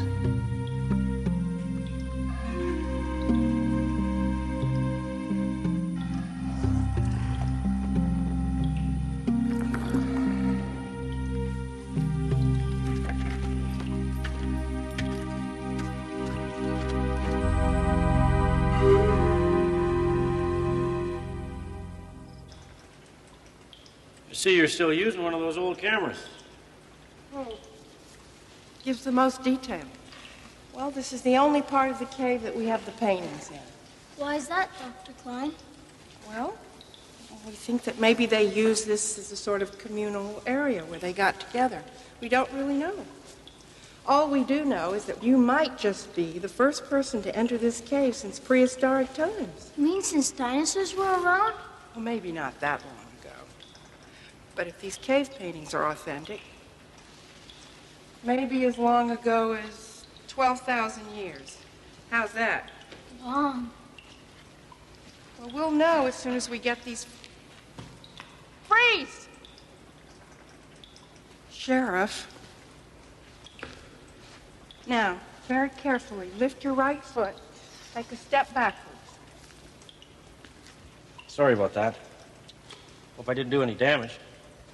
Fortunately, no, but you're going to have to be a lot more careful. What's this? Well, we think that that's a hunting party. See, that's a bison underneath the fire. What's that over there? Oh, that. Well, that could be a kind of spiritual doorway or a circle where they all got together for protection. Wow. Something, huh? That was really neat, Dr. Klein. Thanks a lot. Anytime, Steve. Bye. See you, Sheriff. Bye, Steve.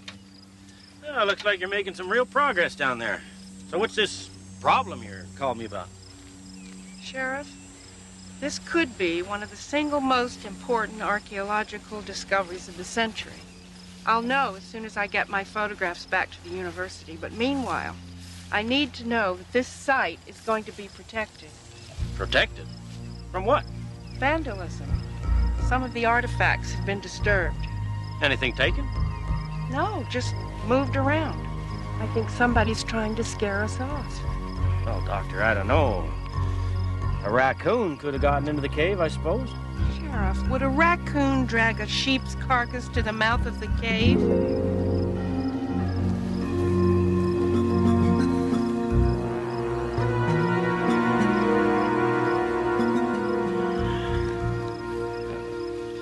Maybe a dog or something. I don't think anybody means you any harm. This isn't like the city. Well, no offense intended. Well, no offense taken, Sheriff. But in the city, any cop on the beat would have noticed that sign.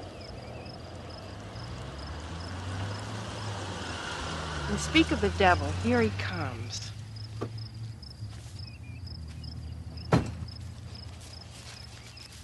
Hi, Sheriff.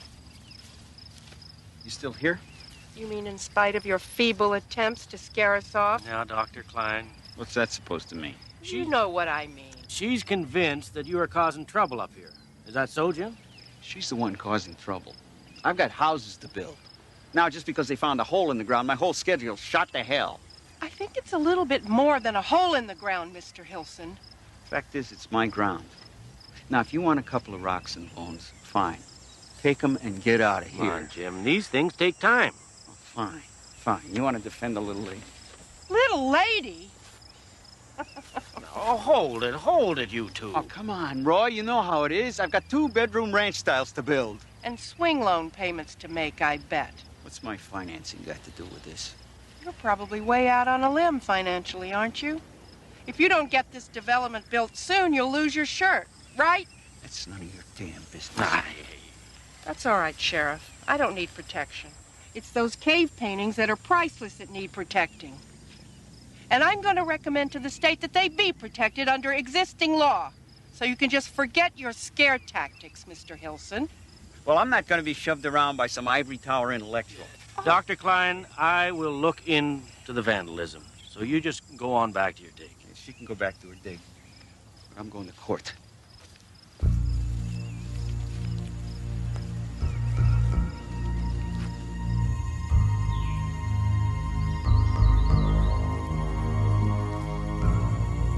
Yeah, it could be your lamb. Dang right it's my lamb, and you got to do something about it. Don't get your shorts in a knot, Jacob. Bill Dempster's lost some cattle, and Wally Johnson's broodmare's missing. I got my hands full right now. Look, I think it's wolf. So is Wally Johnson. Come on, Jacob. You know there hasn't been a wolf seen in these parts for over 30 years. Look, whatever it is, you better find out what it is and stop it. I know what my job is, Jacob. Ha!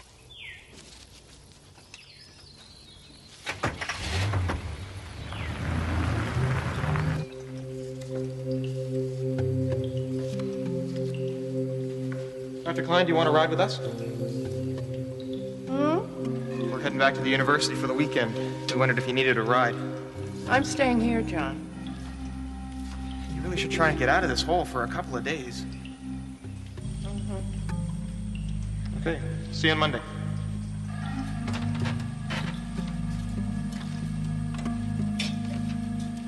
Have a good time. Bye, Dr. Klein.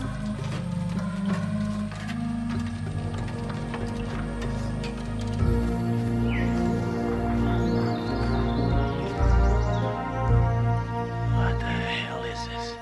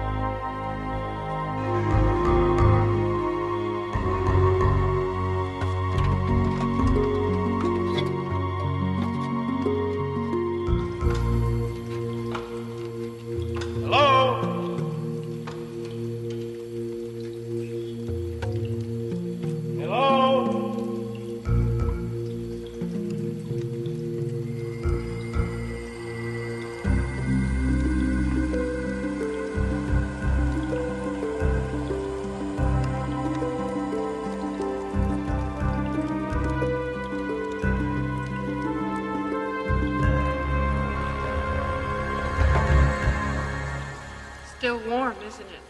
Holy Hannah, you scared the bejesus out of me. Why didn't you answer when I yelled? I didn't know who you were. What are you doing here?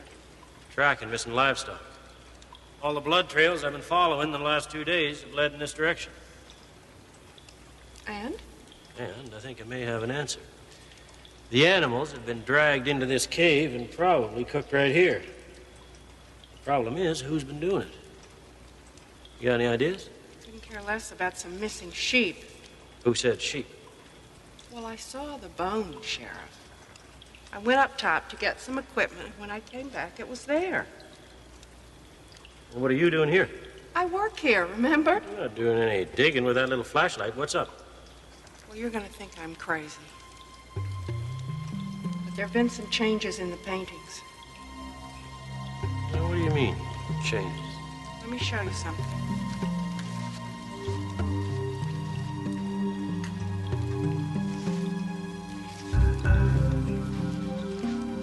Take a look at this.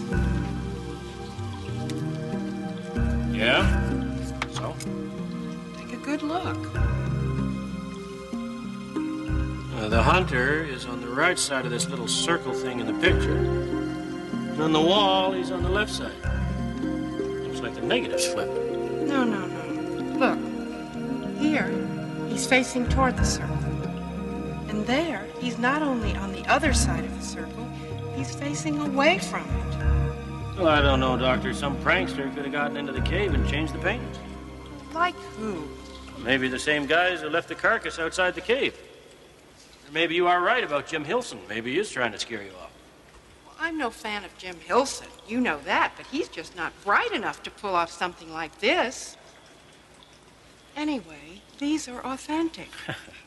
And how do you know that these are authentic? Sheriff, I studied in the caves at Altamira, Casula Gorge, and Caplon. And I did my dissertation on the cave paintings at Lascaux. You just have to take my word for it. I know about cave paintings. Okay, so they are real. What's your explanation? I don't have any.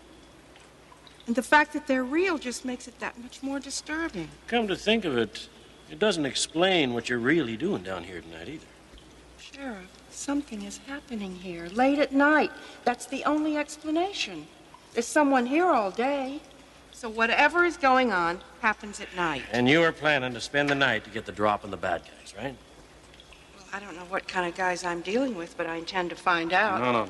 You're not doing end of the sort.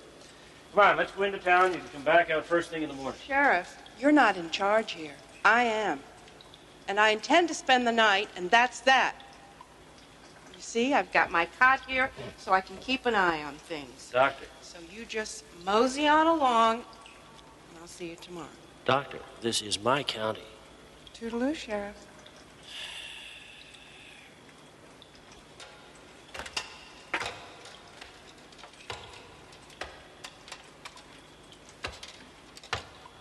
Sweet dreams.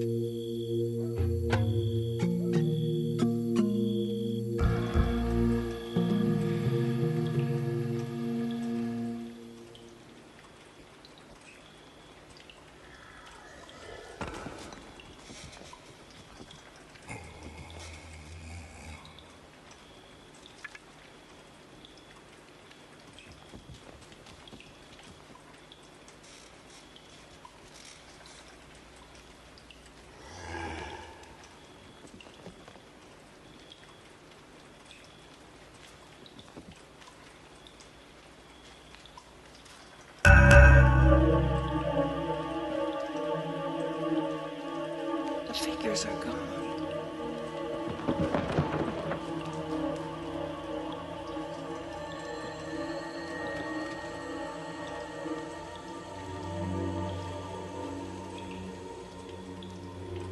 What's going on? Who's there?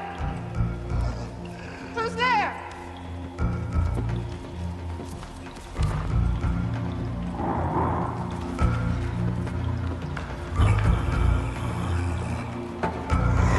Who's there?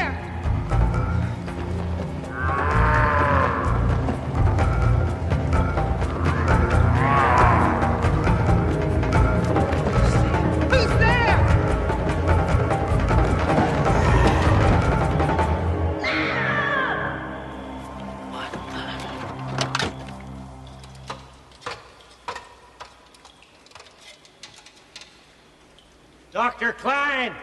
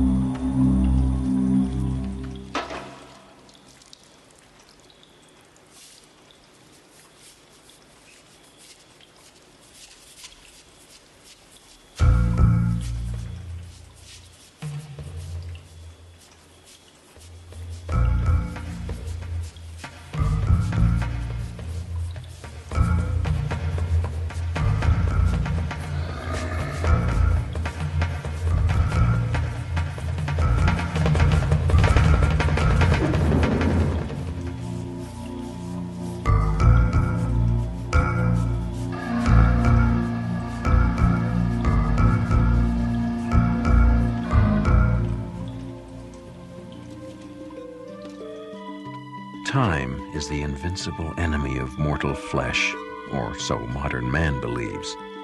But somewhere in the dark past, a few of our distant ancestors discovered a way to bridge the millennia. It's a secret that was buried 12,000 years ago and rediscovered for a brief moment in the Twilight Zone.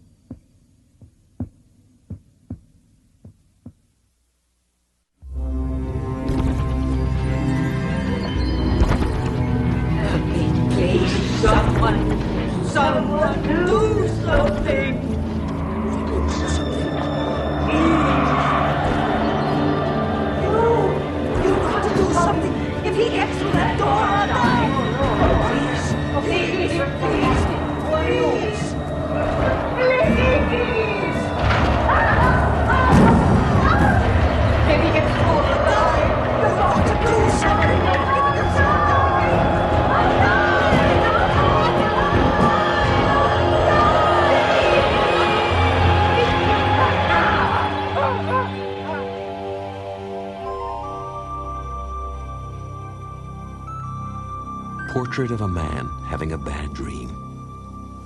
His name, Roger Simpson Leeds. Place of residence, a retirement home. Roger Simpson Leeds, who since the death of his wife 3 years ago, has dedicated himself to living a life in which he touches no one and no one touches him. But now contact has been made, and Mr. Leeds is about to find himself touched by the Twilight Zone.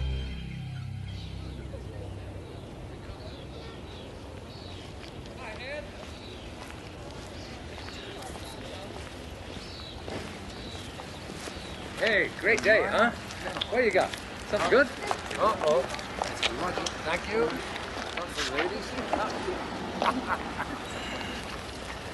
So, how's with that son of yours and the kids? All right, I suppose. Suppose? I thought they were supposed to be coming up to visit this weekend. I told them just that, well, you know how it is. I can't have a bunch of kids running all over the place. No, of course not. With the photographers, mad social whirl, estate dinners, well, it just doesn't leave time for anything else. I'm sure they understand. You're an evil man, Frank. Did I ever tell you that? Oh, yeah, frequently.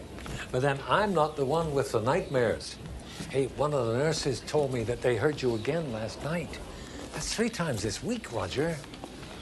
Oh, we're meeting in the rec room for poker at 7. No. And by the way, I hear you're getting a new neighbor. Somebody's finally taken that room next door to yours. Just so he doesn't snore. Who said it was a he?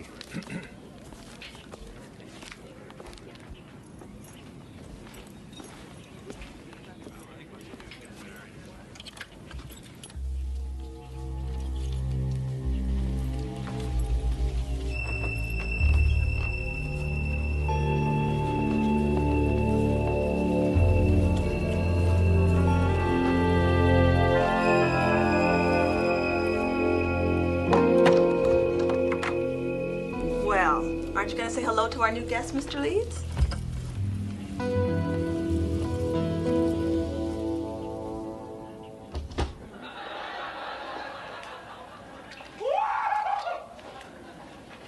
Who turned on the water?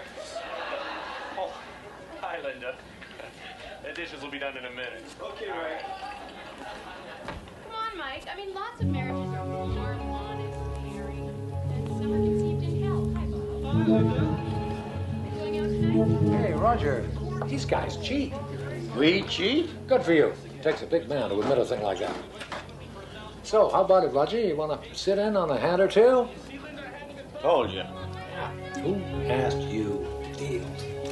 Frank. Frank. Yeah? Who's that? Give me 2. Her name is Laurel Kincaid. Word is she hasn't talked to anybody in 10 years. Not since her husband died. Steady. And she went, away. You look in her eyes, all you see is a reflection. Nothing goes in.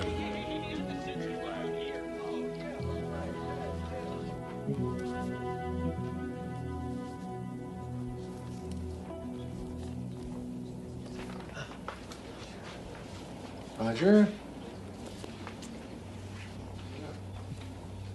You okay? Oh, yeah. I'm surprised you're not asleep. You're usually upstairs by 10. No, I don't feel much like sleeping. Mm-hmm. You want to talk about it? No. Frank, why don't you just go away? Leave me alone. Because I'm your friend, damn it. We used to talk, remember? 20 years. That ought to count for something, Roger.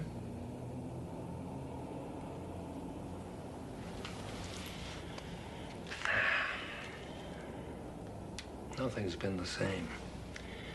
Not since... Roger, it's been 3 years. Rachel was Frank, it was yesterday. I've just been sitting here thinking of some of the silly things that we can never straighten out. Jams and jellies. Hmm? I'd say, pass the jam, please. And she'd say, here's the jelly.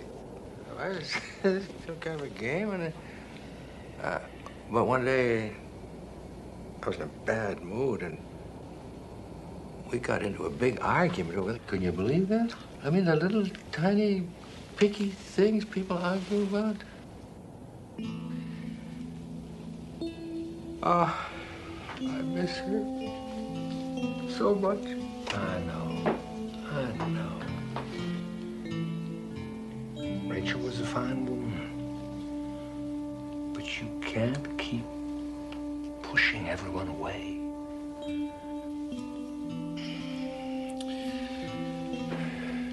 I never knew I needed her so much until she was gone. When I had my first heart attack, she held my hand. And she said she'd never let go, no matter what, as long as I held on. She believed in me. I would look in those eyes. There was nothing there but love. I felt I could do anything because she believed in me. I wonder what she'd think about me now. What? What's happening now? Come on, Roger. Talk to me, Roger. Talk to me. No, you think I was going crazy. I'm half convinced. Well, my old father, he never said much of anything that was useful, but he did tell me two things. One, that love never dies. And two, that we're never given anything that we can't handle. Truly. Frank, please. Don't worry. I'm okay. You know I don't like it when you make a fuss like that, Frank. All right. But if you change your mind, if you need me, you certainly know where to find me.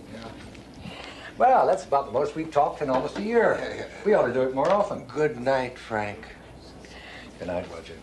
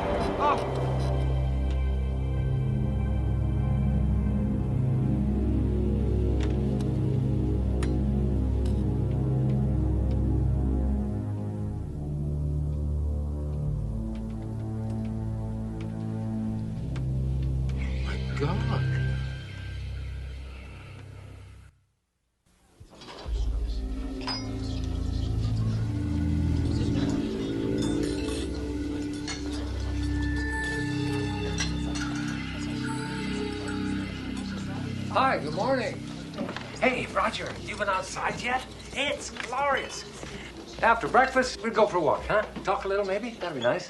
And maybe get a little sun. You look awfully pale these days. You could use some sun. Hey, what happened to your hand? Nothing.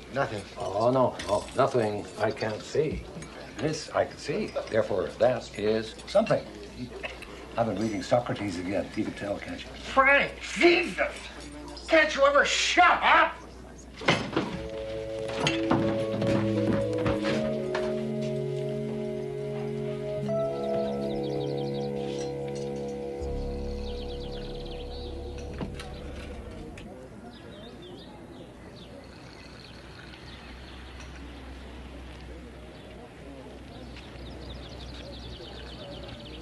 My name is Roger.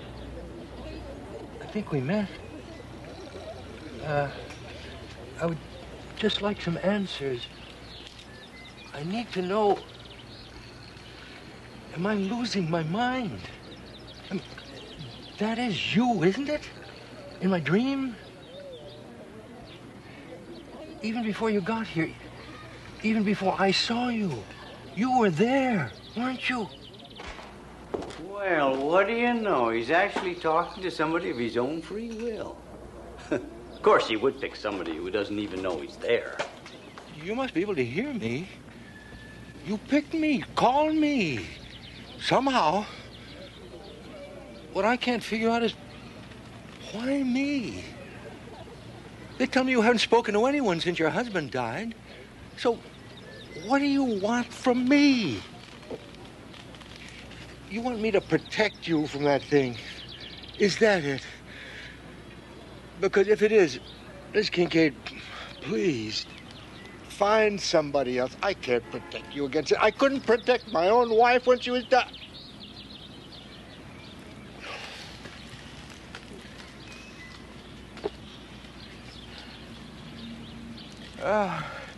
She was such a wonderful woman. She was very, very kind. You'd love her. And on Sunday, the kids... I couldn't. You know, toward the end, we were in the hospital, and she could barely see. And, oh, God, she was in such pain. And she kept calling me, please, please. I was right there, but she couldn't see me. And she kept pleading, please help me in the pain, stop the pain. And she called my name over and over again, and I couldn't do anything. I held her hand, and I wouldn't let go. I felt her hand tighten on mine. That was all. I still don't know if she knew I was there. Mrs. Kincaid, that thing behind the door, whatever it is, it's going to come through pretty soon, isn't it? Maybe tonight. Well, I don't know what's behind your door. I don't know what you're afraid of, but there's nothing I can do to help you. I just want everybody to leave me alone. Get out of my head. Leave me alone.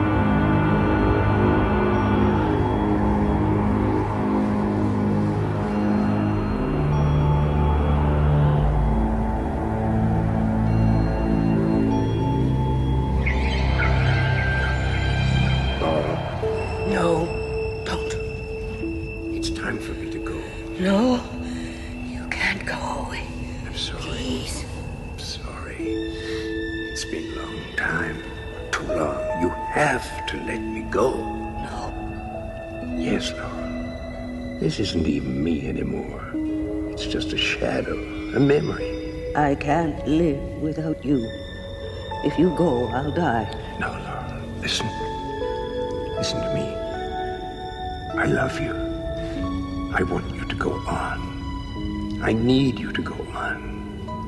For me, so that my life will have meant something. For me and the kids. For what we had. 40 beautiful years. You are always so strong. You are always there for me. Now I want you to be strong for me one last time. It's all right. It's going to be all right. But I need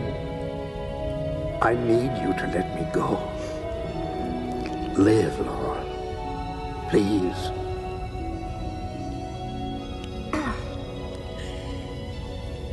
How can I let you go when you never even said goodbye?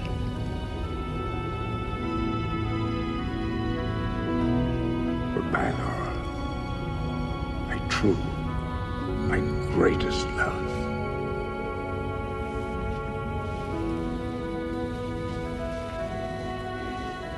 It was you who called me, wasn't it? Not her. Why? Why me? I think you know.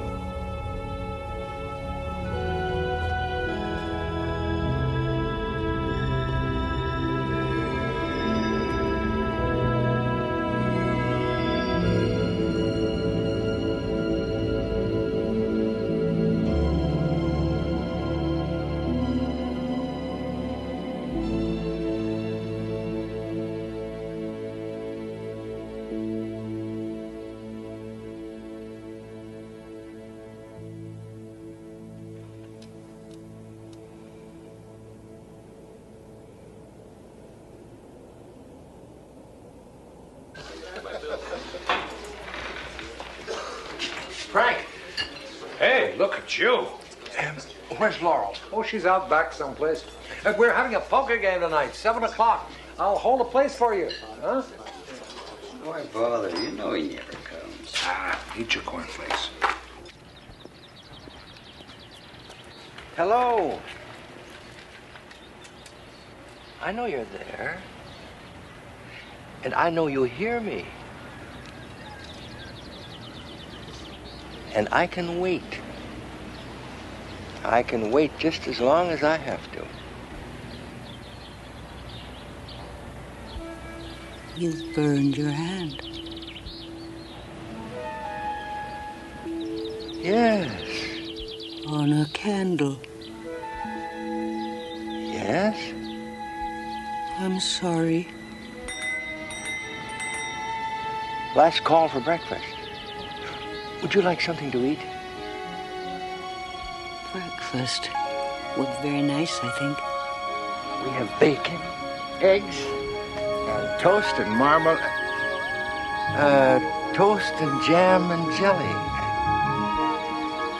And we got hash browns, but I wouldn't go near those if I were you.